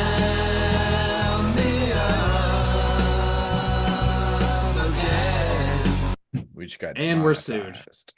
Yep. Thanks. It's less than 2 seconds. That felt longer than 2 seconds. It really It does, did. yeah. Maybe I'm wrong, but It's I like think it's 5 less- It's full like seconds. 5 I made that seconds, yeah. moments before this. If Mr. Heidecker wants to come after me, I will bend the knee. Anyway, Bet you will. congrats to Soju. Well, Mhm, congrats on your big wins here tonight. I'm going to read a couple of Huge negative wins. reviews. I always get the Huge. hugest wins. The peace Peace, tribe of wins. course. I'm winning for Read peace a- this week. Not Hell- me. For Hell peace. peace. Hell, that is the kind of peace we have on this continent. So you're playing to your audience here. Let's read a couple negative reviews and see if they're any fun. Here's one. As it stands, I can think of a lot better ways to spend 2 hours and 16 minutes. That wasn't Lackluster. fun. That I wasn't didn't have fun at with it. all. Let's read one more, and everybody cross your fingers and toes for fun. An ambitious misfire that might have worked if it had topped out at an hour and a half. If it had topped out at an hour and a half. So- Topped it out. Then. I think it could have at least, I think, 100 that's minutes. I think it could have gone there. Yeah. Misfire. Trim- I wouldn't trim call it a misfire, but I would say Misfire. It could have been it's- cleaned I up. think Could have it's been 20 to cleaned. 30 minutes too long at least. I think my so. opinion. I think Yeah. so. Yeah. But I think to trim that out, you gotta like take an element out. I think almost like one whole element needs to kind of be trimmed out. I really think you could find that in many of the gaps. Like I feel like there's a lot of a Yeah. lot of little moments that don't necessarily add a lot. like a him in his second here, a house second getting there. freaked out, and like the Mhm. greaser kid, like get rid. There's some shit you could just take out. Kind of like the greaser kid, but I could see. Yeah, that's the kind of place I'd find it though. Those places. Yeah. Yeah, But the anyway, greaser kid that's it leads for him to the Rotten Tomatoes. hospital and to the Yeah. I don't know why he's a camp. greaser. There's nothing about him. It's that's very greaser, but whatever. strange. Yeah. Well, calling like him his that. attitude, the way he speaks, and it is Yeah, he very kinda- weird. Yeah. I don't know. I thought he was like, I was suspicious of that guy the whole time, but like Sure. also the way he was talking, Because he like, was it's just possible that this there. guy is just like, he's just in there trying to being a contra. Like, yeah, I'm trying to find my high school girlfriend. Yeah, who that would have made disappeared more or some sense. shit. Yeah, if he had teamed up, like Yeah. acted like he was teamed If it was up like to find trying to be a somebody team else, up, but he yeah. just got manipulated himself. I don't know. Like, You know what? but They then should that's have done more that hype thing than where that. like they thought they were teaming up and he gets overtaken at the camp, but then it turns out he's actually with them instead. Yeah, Mm. yeah. I mean, they could have done. I mean, I don't have a huge problem with him being there, but like, it's just the length, just the overall length. It's just I too think we much could to have found some handle. time. I think we could have found some time. Just can't take it. Boys, let's jump over to some trivia. It's totally time for trivia. All right, there's not a ton, just a few points here. So, in Tibetan Buddhism, a tulpa is a materialized being or thought form, typically in human shape, that is created through spiritual practice and intense concentration. All right. Mm-hmm. In case you want to whip one of those up. Okay. You know? There's more to that. Yeah, no, I don't think that's the most common knowledge, but like Twin Peaks dorks like myself, we know a little bit about that. Whoa. Yeah. We that's know that's some not a brag. shit. That's a humbling myself moment. We know some shit. This was shot in 2017 and released in October 2020 during COVID-19 pandemic. It grossed $4 million on a $16 million budget. Oh, no. Received largely negative reviews, but later did obviously gain a cult following, which is why we're talking about it tonight. Hmm. Based on Yeah, don't be seen as a a crowd pleaser. Like this is just not that. If anything. no. This is based on Colin Bunn and Vanessa R. Del Rey's The Empty Man comic series put out by Boom. So if you want to read the comic books, they're probably interesting as fuck, I would think. I mean, there's a lot of stuff you could play around with in a comic book form here. Yeah, Yeah, sure. I'm not sure what they cover in that, but I'll tell you this: like the Boom Studios production intro or whatever was kind of shamefully just the Marvel Studios intro. I don't even Like, remember did you it. guys notice that? Uh, They did like the comic book flipping through thing, and it looks like Oh, yeah. it looks like the Marvel Studios logo. It's All right, yeah. graphic designer, let's take it down a notch. uh, Leave Boom out I'm of this. gonna take it up a notch. Bam. and make us a When, new shirt? No. Cole's gonna do that. I peaked in Bhutan. When James first enters the Pontifex Institute, the camera lingers on a painting in the hallway. The painting shows the cabin in which the four hikers shelter at the beginning of the movie. I missed that entirely. Did Wait, you? say it one more time? Whenever James first goes to the Institute, there's a painting on the wall, and it's a painting of the Oh, cabin that the hikers stay in at okay. the The beginning of the storm movie. I missed that. Yeah. Oh, Mm. Oh no, I definitely noticed. I like because they linger that's on it for a cool. minute, Oh, and I really? was like, Hmm. "That's definitely that fucking cabin from the opening." It was. I like that. There's a lot of there's a lot of that sort of Hmm. shit in this movie where it's like I talked about the bridges or whatever, but like there's a lot of correlating imagery throughout the Speaking course of of this movie. bridges, Randy, Interesting. this is the last bit I have here. The word pontifex is a word used to refer to a high order of priests in Rome. It can also be literally translated to mean bridge maker or a man who negotiates with God. The Hmm. Pontifex Institute in the film echoes these motifs. They act as priests who call the empty man. They build the legend of the empty man around bridges, and they receive messages from the empty man like he is a god. There you go. Okay. Bridge maker. Wow. Bridgemaker Bridge Institute. maker. Make Wow. me a bridge. Find me a fine.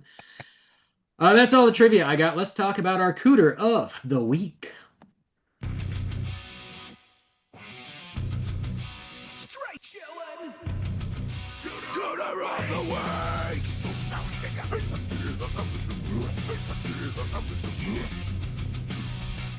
Juicy J. What is a cooter and why are we hunting them? Well, sir, Cooter, that's a character type. Man, a straight chillin'. Legal exclusive. Legally binding exclusive. Yes, we're bound Yes. legally. Cooter has to hit 3 of these 5 points to be considered a cooter. We want the cooter with the most points. Gotta have the biggest cooter, boys. Well, you gotta have I it. won't accept anything less. I will. The Biggest, 5 points of widest cooterdom cooter. are sexual deviance, manipulation, smug arrogance, overall look and attire, Bobby, okay, and overall I'm widest. patheticness. The widest cooter. I don't know about that. Boys, is there a cooter this week? Old Dick Tip Fair question. herself. I mean, the whole Maybe cult. actually, you that's a know? good point. Well, let's start with The whole old cult, Dick Tip. because they Look and kinda attire, that haircut needs to go. Damn, That all right. haircut. It's not Like I good. remember vividly, Bob. I could not stop thinking about your mom calling you a dick tip I'm sure back when you can had a never somewhat stop similar thinking haircut. about that. It wasn't that. It wasn't that. It wasn't quite that bad, but it was in the realm. I mean, it's just a My middle, haircut was a middle circumcised. part. you had a you maybe. had a part, and she did not. I don't know how you get by on the Will Byers haircut as an adult person of any gender or description, but she tried. She sure tried. Yeah. So looking tired, got her. Manipulation, yes. Check. Absolutely. She created a dude. I would say Which is smug weird. arrogance too, because like their whole thing of like they just want to cause death and destruction, right? I mean, Yeah, I would say so. pretty Well, smug. they want all people to die, Die, and become yeah. one with the oneness, the binding or whatever. Like Yeah. that's just classic cult shit. Yeah. So Sexual deviance and patheticness are left. Mhm. Sexually deviant? I don't think so. There's nothing really I don't see too anything like that. sexual in this movie. Pathetic? I mean, she creates a dude by thinking No, real and she hard. doesn't like lose out on anything. She kind of gets what she wants. She ultimately She- kind no, of no, achieves like- her goal or whatever. Yeah, she's the linchpin piece in a grand plan that goes kind of Yeah. perfectly. So I Yeah. don't know that she's pathetic. Mhm. That's 3 out of 5 though, so 3 out of Counts. 5 is something. Yeah, we counts. got her We ass. can lock her up. And I think generally, like just being a cultist.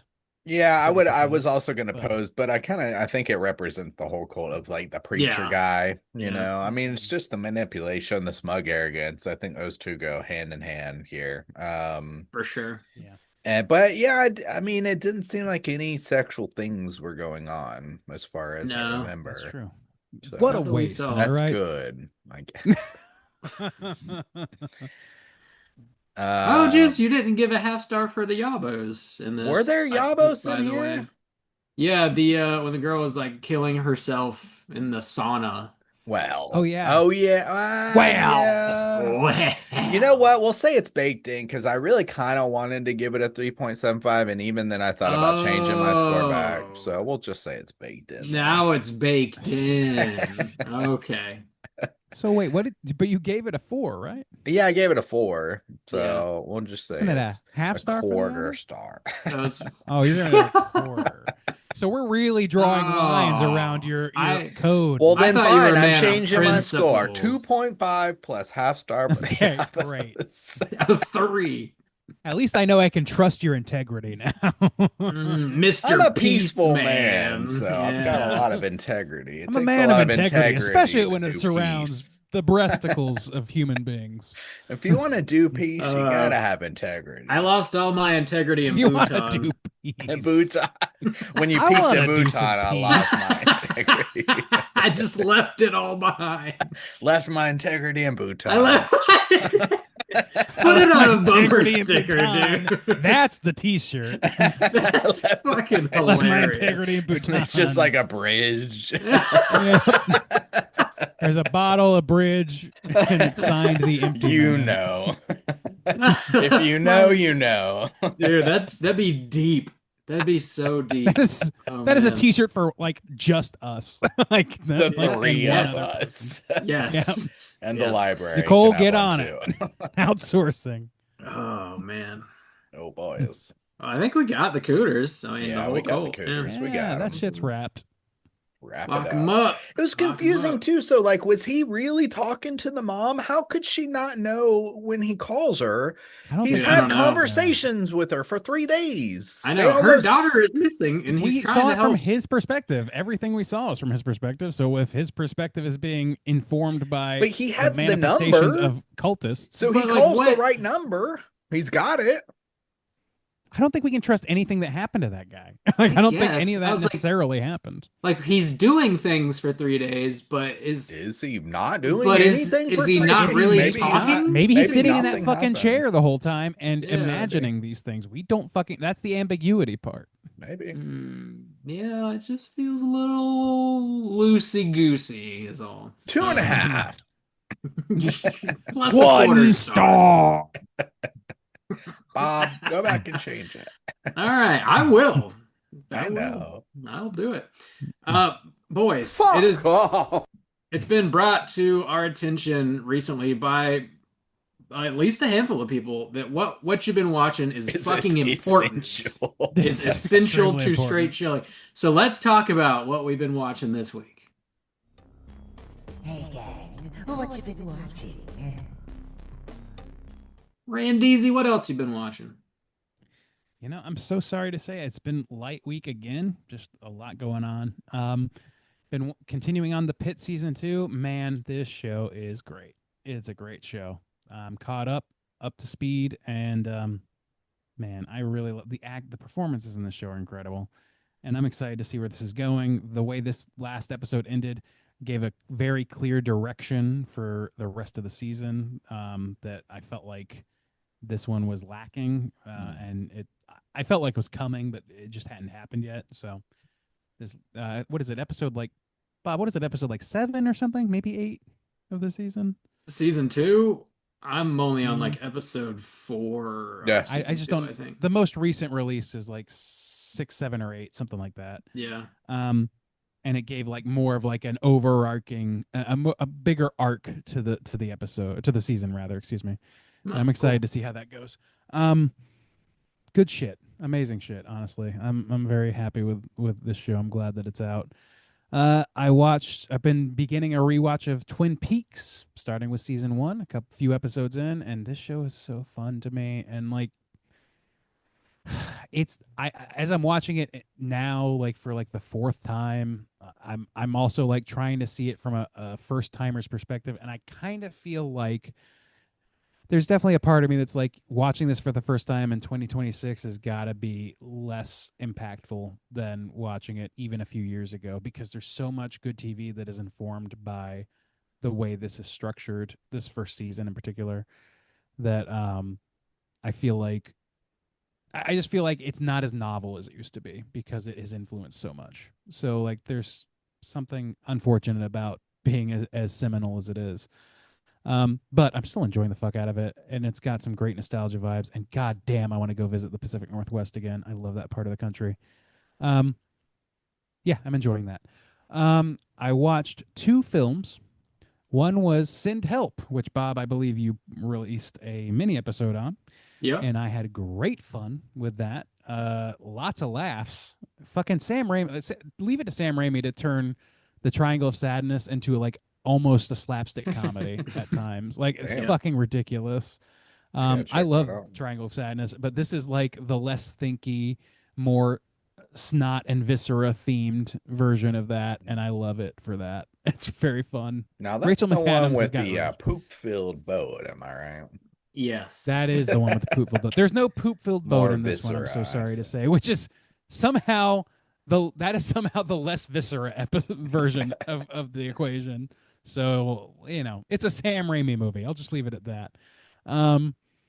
Yeah, no, I had a lot of fun watching this. Beck and I watched this together, and everybody's laughing at the right times. Like it's the perfect Sam Raimi vehicle because the stakes are very clear, high, and also like can be taken to very weird extremes while still grounding it back to like somewhat normal personality traits.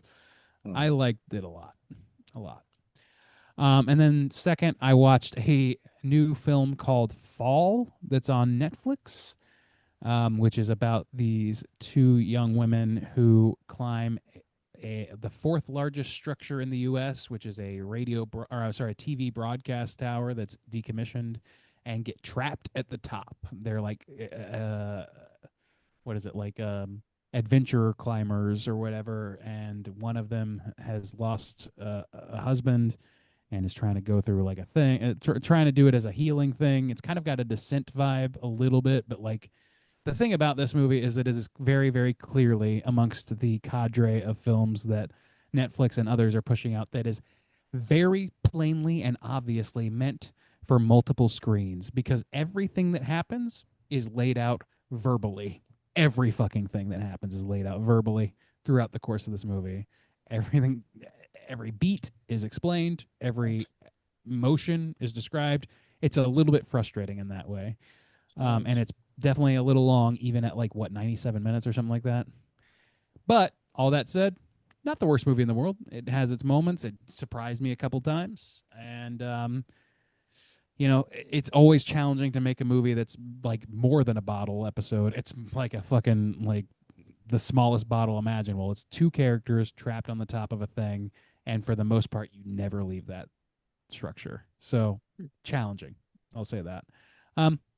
But ultimately it nets out to be something that I think would be acceptable for, preteens on a scary movie night, that sort of thing. It's all right. I think that's it for me. Yeah. Scare Soju, your what about you? preteens. Yeah. Soju, what do you got on your docket? The first film, I've got a few things. The first thing I watched was a Korean film from 2012 called The Concubine, which is described as a Whoa. historical erotic thriller film. My favorite kind. Suck it on, chill it out. Something like that. Yeah. But yeah, it's essentially it's kind of got it's like a political element to it. You got the king and the queen, and the stepmother is not related to the current king, and so she's got to bring in this woman to influence him and all these kind of things. And there's several it's part of the erotic thriller elements of it is there's a lot of focus on having an heir or whatever. So apparently when the king first takes a wife and then concubines later, they literally have like these advisors on the best way to conceive a son, I guess. So they're like, sire, first start in this position and stroke the breast and enter the queen. Like, it's just really ridiculous and kind of funny. But yeah, that was pretty decent, pretty interesting movie. Get your hand off my penis! Won't do that. Next film I watched was a new horror film from this year called Primate, which I ultimately did a mini cast on, so keep an eye out for that.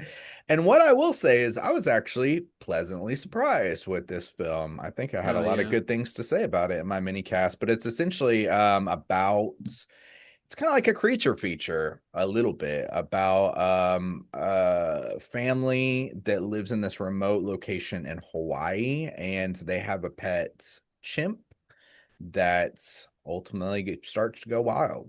So yeah, it's pretty fun, actually. Pretty fun flick. The next movie I watched was another Korean film from 2002, so quite a bit older, called Oasis, not the band. And this is from really one of my favorite Korean filmmakers. He's the director who did Burning in 2018, I think. It's been on a poll or two. And yeah, this one was really tough movie to watch. Really good, really, really good. But it's essentially about it's a love story between the man. He's like very mentally disabled, very mentally limited. And he just gets out of jail, and he was in jail for manslaughter. He accidentally hit a man while driving a car and killed him. And he goes to apologize because he really doesn't have the mental capacity to kind of understand. And the daughter of the man has, what is it? Cerebral palsy or something like Yeah. that. Yeah. Pause, Yeah. And she can't really take care of herself, and her family kind of like neglects her and like slightly abuse her a little bit, and then they like fall in love, or like he starts to kind of take care of her or whatever. It's really sad. It's a really tough, sad movie to watch, but it was really good. But just I was like, man, never want to watch that again. But it's good in a very sad way. Um and just it's a social commentary, it does a lot talking about the disabled and things like that, and kind of critiquing Korean society at that time for their just general kind of misrepresentation and neglect of that group. But yeah, it was good. And the last thing I watched was that movie. I don't know where it's from. I know it's shot in Morocco, but I think it's Shirat. Um, Oh yeah, I've heard of this. yeah, it won some award at Yeah. Cannes Film Festival last year. I can't remember, the jury award or something like that. But yeah, it's shot in Morocco, and it's quite interesting. So the premise, the way it starts off in like this opening is at least another like 20-25 minutes or something of the film, is there's this dad and his son. They show up at this rave in the middle of the desert, and it's really, the setup is really fucking cool. And the music plays a huge part in this film and makes it like quite interesting, unique.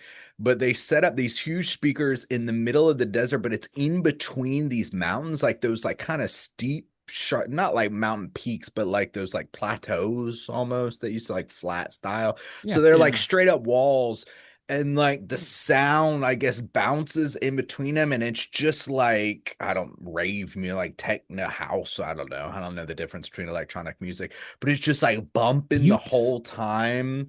And they play it but even as they go throughout the movie, this style of music plays throughout. But he shows up, and they're looking for his teenage daughter who went missing about 5 months ago at one of these raves, so they're hoping to find her. And they don't find her at this rave, but the whole thing is like, some people tell them, oh, there's this even more exclusive rave after this one, like further out, even more like out in the middle, harder to get to, desert or whatever. And they decide to follow this group of traveling ravers to get to this rave to look for his missing daughter or whatever. And it's like a shot in the desert in the mountains, and they're driving a lot. It's like kind of like a road trip movie, and it's quite interesting. And the sound design behind it is really good. It's dramatic and sad type of movie. But it was good. in general. Another film I probably don't want to watch again, but the color palette too, they have some sunsets and some sunrises and like driving through the desert at night. It was quite beautiful actually for someone who doesn't really like to look at the desert. Yeah, sound design though really was what made that film really awesome. But that's all I've been watching. How do Huh? you spell the name of that movie? Sirat. So Cool. I Yeah. think if I had to guess, it's Shirat, which in Arabic, I guess means the path or the way. So again, it's kind of like taking like Okay. a journey to this exclusive rave, and it's just the way there, I guess. That's the main focus about like getting to this next rave. So Cool. yeah. Cool movie, interesting movie. Bob, what you been watching, my guy? Mostly rewatches of just random shit this week. So I threw on The Skeleton Key, which I hadn't seen in a few years with Kate Hudson. New Orleans set movie, really Louisiana. Most of it takes place in like this rundown like mansion in the middle of the bayou. And I'm this is in the just bayou. I don't know him and a hand you ha. It's like a really great like moody like Southern Gothic type horror movie that has to do with hoodoo and just like great vibes in this movie. I really really get I have a great time every time I watch it. It's like it gives haunted house vibes, but it's not necessarily like a haunted house movie. Kate Hudson plays sort of like a live-in caretaker, and she is looking after this man. Well, she's like a hospice worker. She's looking after this man who's on his deathbed, and his wife is maybe up to some nefarious things, and Kate Hudson's trying to figure out what's going on.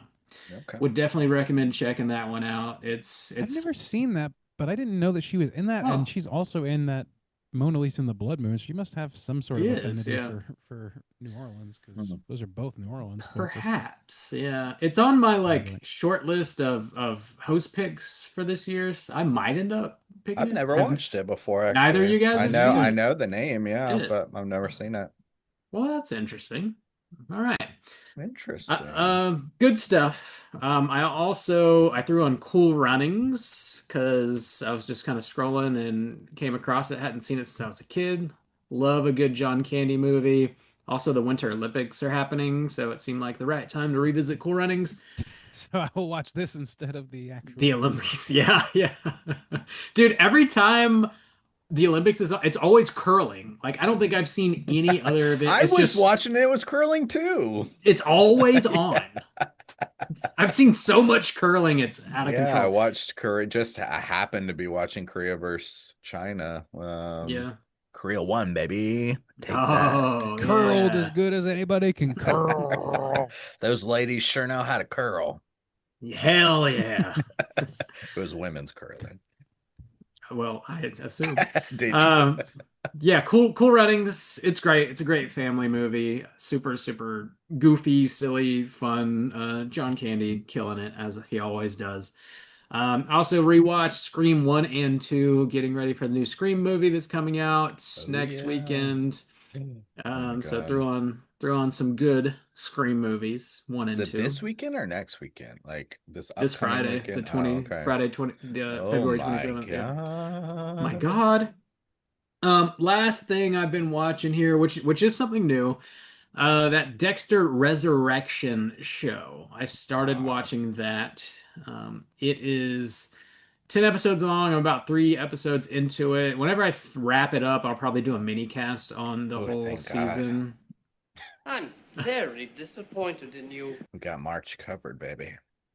Yeah, it's so far I'm enjoying it. So far it's pretty good actually. So there's Whoa. you've got the first 8 seasons of like Dexter, the original show proper, and Uh-huh. then they did Dexter um New Blood, I think is what it was called, which was kind of like a proper ending to the original Dexter story, and I thought it was actually quite good.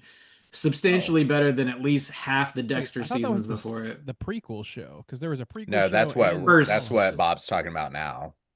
Yeah, well, so no, then there was a prequel. So they did like Oh.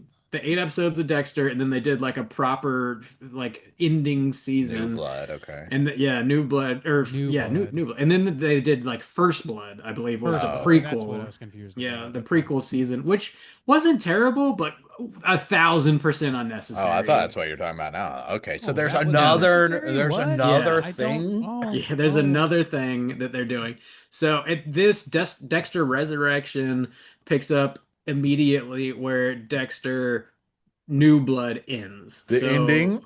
they ended the show Oh my twice, God. and now they're like, nah, we're just gonna keep rolling. Jeez. So it's got the what's his touchback. name in it still? Michael C. Yeah, Hall? Michael C. Hall is Is- playing oh, Dexter what? in it. That still, dude deserves to have some other Yeah, role has in he his done life. anything else? Aside I from don't 6 Feet know. Under, which is far superior in my which is opinion. great. Yeah, that show's Oh yeah, fantastic. yeah. He was also in that one horrible fucking action movie, Gamer. I remember Yeah, that. he's the I bad remember guy. him. Those are the wa- only things I can think of. I remember The Dark Knight coming out and people posing him as like a good Riddler cast before The Dark Knight Rises Oh, that's came such an out. interesting choice, actually. I know. That and could work. Yeah. That's the last thing I remember. Oh, I hope this guy gets an opportunity. work. Yeah, But that I don't was know. the fucking, I don't know. He had to have done 12 years ago. something else, but I really couldn't say what it was. He was in a Yeah. really good thriller, actually, Cold in July. Oh. I don't remember when that came out, maybe like 2010 or something. That Yeah. movie's worth a watch, actually. Cold in Alright. July, check that out. But He's Dexter such a good actor. Resurrection, I just want to see him in more good He shit. is. That's Yeah. not fucking Dexter. I just Yeah, want damn, dude. he's doing a good job in Dexter Resurrection so far. It is so the original showrunner, the guy, I forget his name, he did the first 4 seasons of Dexter, which are the good seasons, and then he didn't do 5, 6, 7, or 8. And then they brought him back for these other weird 3 seasons that they have done, which have been pretty You've done good. 3 seasons of this new thing? No. The 3 that I just described that are all different. Oh, This is all very of the- confusing. so I understand. all of the new Yeah. shit is him. Yeah, the First Blood, the New Blood, and Resurrection. He did all of those. Okay, Yeah. okay. So Resurrection takes place in New York City, Oh, and God. Get a rope. I'm still getting into it all, but the cast is really what kind of drew me in. They got Uma Thurman in here. Wow. Peter Dinklage is in it. There's a handful of other people that I don't remember because I haven't actually gotten to them yet. I don't want to like spoil anything for myself, but I know that the cast continues to be kind of mind blowing.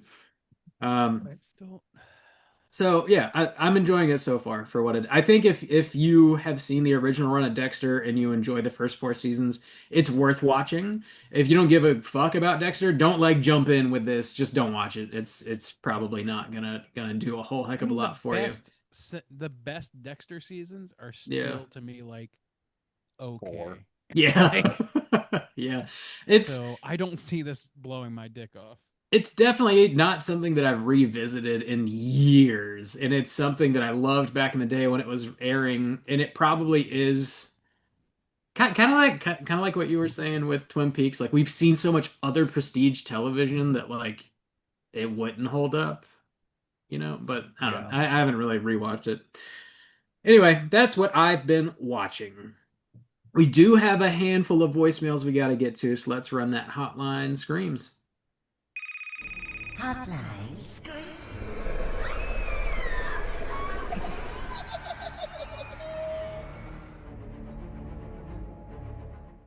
If you guys are listening, would like to call and leave a voicemail to be featured on next week's show, you can hit us up at 904-638-3231. First up, we're going to hear from our friend Jules. Let's hear what he's got to say. Sure, it's your boy Jules. What it do? Hey, I just want to let you guys know, awesome what you're doing. What was the prompt again? Hidden Gems. Yeah, The Empty Man's a dope film. I remember I watched that on my cell phone and could really like see, I don't know, the filmmaking quality to it, the colors, the color grading, like all that stuff was kind of coming through. That's a cool movie. It's a good movie. I think that's a really big hidden gem, well worth your watch. I just want to call because I'm gonna cry to you guys. Like, I got sober, then I relapsed. I just need you boys. I want to do a prompt for next week. I want to do a handsome boy contest, and then the contestants are Randy, Bob, and Soju. And who's the handsomest boy? I'm not sure. If you put up pictures on your Insta, I mean, I can look and then, go from there. I just want to say I love you guys. I don't think you understand how slept on, like, the what you've been watching part is very important. Sometimes I don't even listen to a whole episode. I just listen to what you've been watching. It means a lot to me. Yeah, I don't know. I bought me like 5 chili dogs, and then I wondered why the fuck I bought 5 chili dogs. I bit into like half of one, and I was like, the fuck am I gonna eat like 4 more chili dogs? I'm struggling. I need you guys. These straight chilling. My favorite movie's Hereditary. Keep up the good work. Love you guys. Bye. Man, them chili dogs, they'll do some shit to you. Sucking on chili dog. Hell yeah. Yeah, thanks for calling, Jules, man. This came in late last week, maybe. So it's been 4 or 5 days since we received this call. So I hope you're doing okay, Jules. Yeah, man. Yeah. Yeah, I really appreciate you giving us a call and, giving us some love, and hope you're doing okay now. If there's anything you're really struggling with, and this goes to anybody really, like, there's resources for that. You said some stuff that we're not qualified to really give a whole lot of commentary on, but there's like hotlines and stuff for folks that are going through shit. 1-800-662-4357. That's like for addiction, for any basically, like, as far as I can tell, like, kind of support, more or less anything that you can go through. That's a .gov hotline for folks that need to get some resources. So anyway, just putting that out there for folks that might need it. But otherwise, like, man, the handsome boy contest, I don't know if these boys are ready for the waste I will lay to them if they put us into a competition together. Damn. I also don't appreciate the catfishing of our pictures on Instagram. You just got to put them up there. I don't know. How am I gonna evaluate it unless I see at least a quarter of your butthole in a not Instagram like we post? have hundreds of YouTube videos that have literal thousands of hours of us talking. Look, if A you look quarter hard of enough, your our beeholes are butthole. out there. A quarter?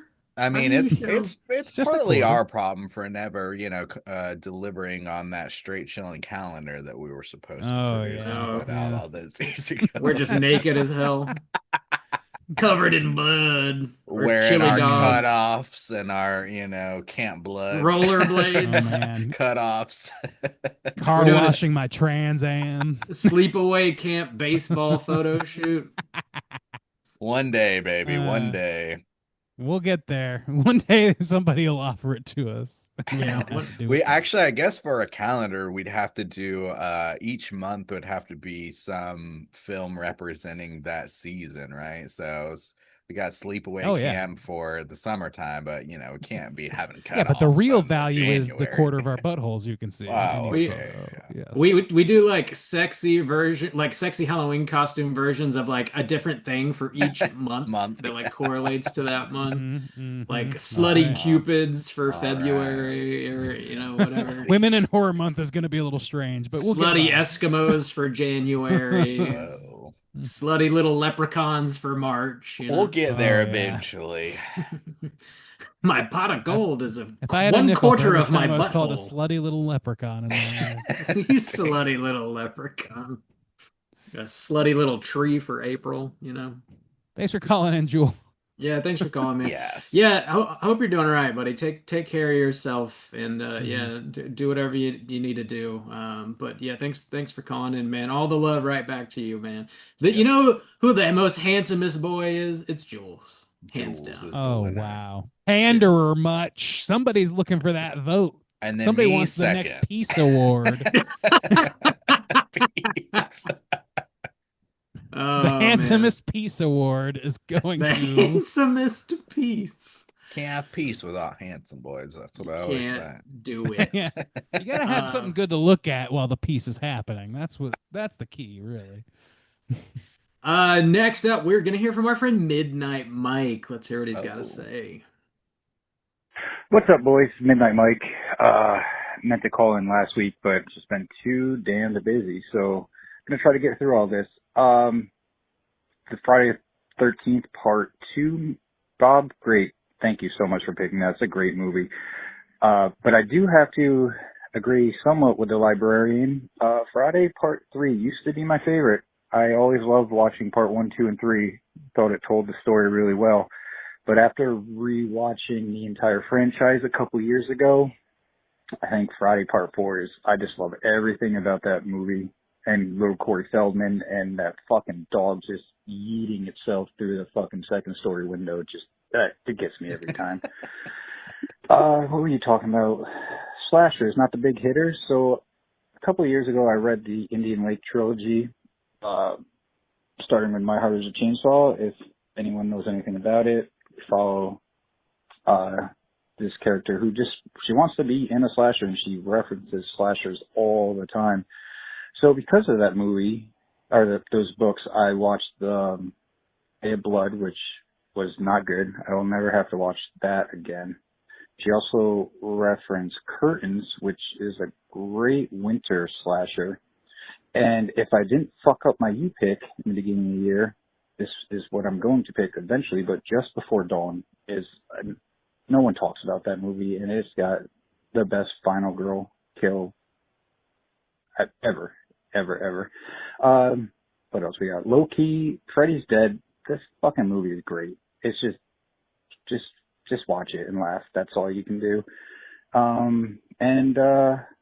Yeah, again, back to the librarian, Empty Man. What a great movie. It's just, I guess it did fly under the radar a bit because of the way it was released and all the crazy shit that was going on in the world. But yeah, I'm looking forward to hear you guys talk about this. It's a great film. And lastly, I think you said something about low-key horror movies that people don't really talk about. Cube. I think it was from the late 90s or early 2000s. I think it was late 90s. But that movie, no one really talks about it anymore. No one really talked about it when it came out. And if you haven't seen it, you should see it. But all right, that's it for now. Bye.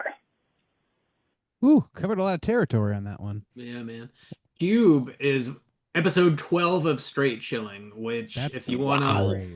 If you wanna 12. listen I remember to that, watching yeah. that in Me your too. at your parents' house, Bob. Dude, that movie is solid. Yeah, that's a good one to call out as far as like hidden gems go, because it does seem like maybe a wanna lot of people rewatch it. haven't seen it. If you want to listen to that episode, though, you got to go to our website, straightchilling.com. It's in the archives. You can't find that on iTunes or Spotify or anything like Yeah. that. Mhm. But yeah, episode 12, man, that shit's wild. I had to look that up. I was like, I know we did it a long time ago, but like how There's long? Like, Yeah. 12 is crazy. Yeah, I Yeah. thought it was in the 60s or something, but Yeah, Yeah. yeah. Crazy. Just Before Dawn, that'd be a great you pick. That's a blind spot for me. I know Me I've too. heard it referenced a lot, but I don't really know much about it. So good luck, man. Yeah. Yeah. Pick it. Pick it if you can. pick it. Pick it. Pick it up if you can. I love the Friday the 13th Part 2 love. I generally agree, though. I think Part 4 is probably the most complete Friday the 13th movie.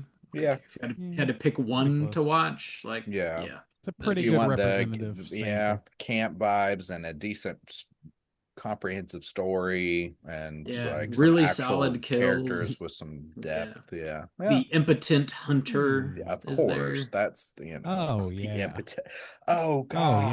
yeah, He's another killing joyless killing clown. me. Classic moment. Oh God, Dude, that killed us back in the day, man. It That did, shit yeah. was funny as fuck. Mm. Did you guys see that we had one more call? Just Yeah. Oh, We got okay, one okay. more. Yeah, Oh, is that we cool? You saw got it. time? yeah. Okay, cool. Well, thanks for calling in Midnight Mike. Definitely some good picks, some good shouts outs there. Always good to hear from you, man. Hope you're doing well. Last but not least, we're gonna hear from our friend Nicole. Let's hear what she's got to say. Hey guys, Nicole from Light and Shadow here. I was just calling to say that I really enjoyed the Freddy's Dead conversation. I love it when we can enjoy a bad entry. It can be just as fun as enjoying the classic great entries. And so my question to you is, among the big three franchises, Halloween, Friday the 13th, Nightmare on Elm Street, if you had to pick a bad entry from those three, which one do you prefer? Now, everyone has their own opinions about which is the worst, but let's say, for example, you had to pick between Halloween Resurrection, Jason Goes to Hell, or Freddy's Dead. Which one are you reaching for among these franchises? Or do you have a favorite bad entry from an offshoot franchise? Like, for example, I really like Hellraiser Bloodlines, the one where they, quote-unquote, go to space. I think it's a pretty unique, inventive, and enjoyable bad entry. So I can't wait to hear what you have to say. And until next time, boys, stay spooky. Some pretty broad topic there. Yeah, good questions, Nicole. Bringing the for heat. sure. I'm gonna answer the first question as I understood it when she started speaking, which was pick a film from pick a film from one of those franchises that is bad but you like it. And I've already said that I kind of like Freddy's Dead. What's that? Well, she provided the three that she would consider the worst, and I think she wanted us to pick from those three. Is how I took the question. I can do that too. I pick Freddy's Dead out of those. Well, there you go. Yeah, pretty easily. Because I was gonna say, I was like, Freddy's Dead. I already like that. Like, you know, I like a lot of the bad movies out of all this stuff. But like, speaking of Halloween, I think I'm like probably alone in my principles and liking film 5 out of that franchise.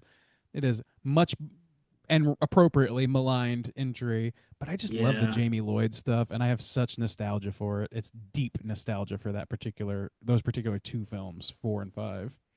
That's a rough Halloween movie. It's kind of boring more than anything. Yeah, that's completely fair, but I just love it.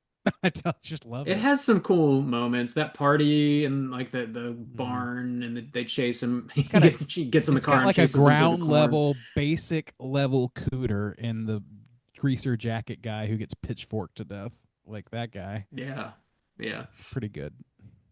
Yeah, there's some stuff. So, picking between Halloween Resurrection, Jason Goes to Hell, and Freddy's Dead, I would go Jason Goes to Hell. I've got kind of a soft spot for that movie, even though it is bad, but I find it to be entertaining, more entertaining than the other two. Then I would go Freddy's Dead probably, and then Halloween Resurrection. Because that movie is so bad, but you can laugh at it. You can have a good laugh. Oof, I got to pick between those three. Yeah, that's what she offered. So question. I mean, we've all answered it so far. Yeah, I guess I'd go that same order, I guess, but that's I'm shocked. I thought you would kind of choose Resurrection first because you laugh so fucking hard. Oh, Resurrection, yeah. I was thinking Paul Rudd.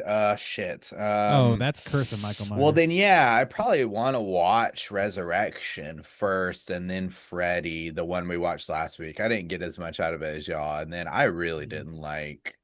Jason Goes to Hell. Okay, I was thinking Paul Rudd Halloween. That's right. Okay. Mm-hmm. Yeah. Okay, that makes more sense to me. Oh, we all have different answers. That's interesting. Yeah. Cool. We're different people. Once. Her second question was like if we had a sequel in like a offshoot franchise that we really dig that wasn't the main three franchises. If we had any recommendations. Phantasm 2 comes to mind. That's a really, really fun sequel to the original Phantasm movie. Good shit. I'm trying to think of like long-running franchises, and there's not a lot of them that I can think of that. I don't know. Like off the cuff, I'm having a hard time coming up with some. But I will say that I have such a soft spot for the Puppet Master franchise because it was Puppet Master 1 was like perhaps the first horror film I ever saw. Maybe it was that. Maybe it was Leprechaun. Um, but the third one in that franchise is widely considered one of the better ones, and I agree with that. And it's just generally like I think the baseline of quality for that franchise is low enough to consider it just a bad franchise overall. So I guess I would say that just off the top of my head. Soju, you got one in mind? It's a tough one. I thought about like Not Chucky as well. I really. don't hate the third entry into the Child's Play There's franchise, several which is often franchises I forgotten. haven't That is like pretty really good, gone through. yeah. Like I haven't gone through the whole Hellraiser franchise. I haven't gone Yeah, through the Me whole either. Child's Play franchise. So Yeah, eh. it's a tough one. This isn't Like necessarily like an offshoot. I mean, the Scream franchise. We'll be talking about it next week. I love Scream 4. I think that's a great sequel. you do love Scream 4. Yeah, Scream 4 is not bad. Like, yeah, it's the Craven return to form, I would say, and the last of it.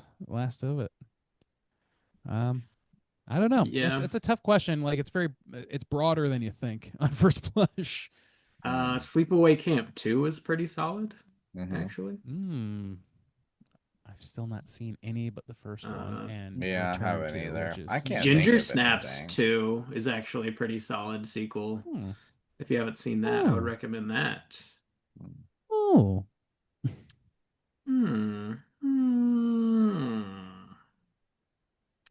okay. I don't know. Candyman 2 doesn't suck. 3 sucks. 3 is pretty bad. Yeah, 3 is pretty rough. Yeah, 2 is good. Yeah.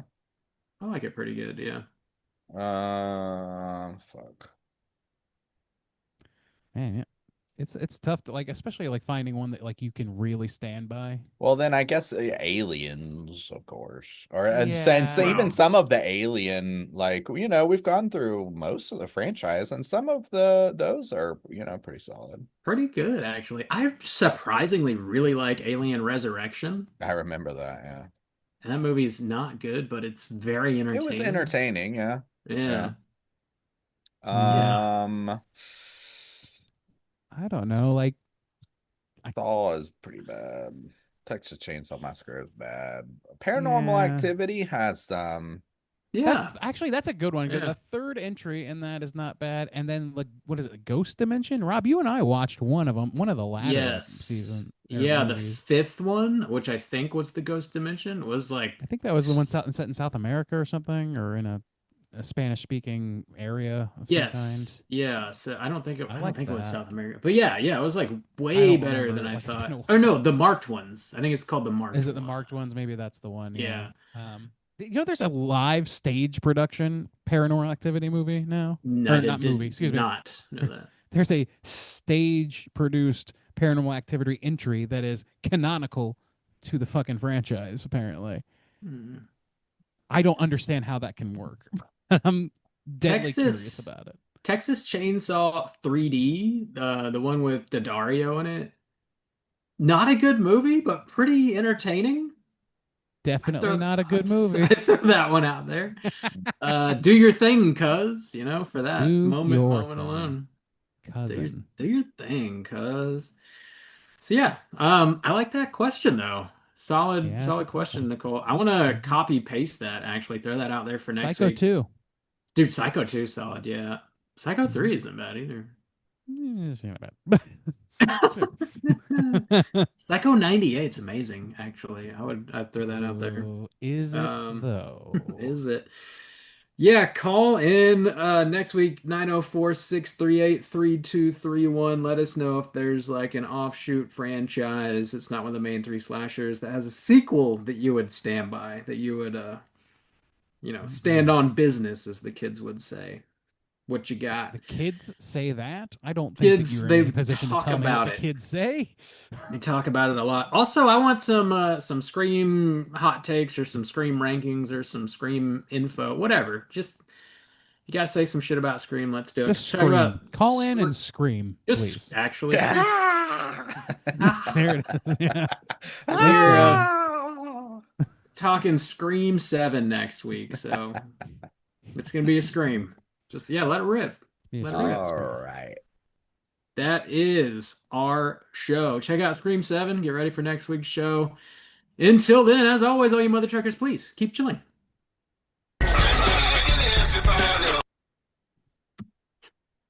Where is the button? Damn it. Where Oh, there it is is.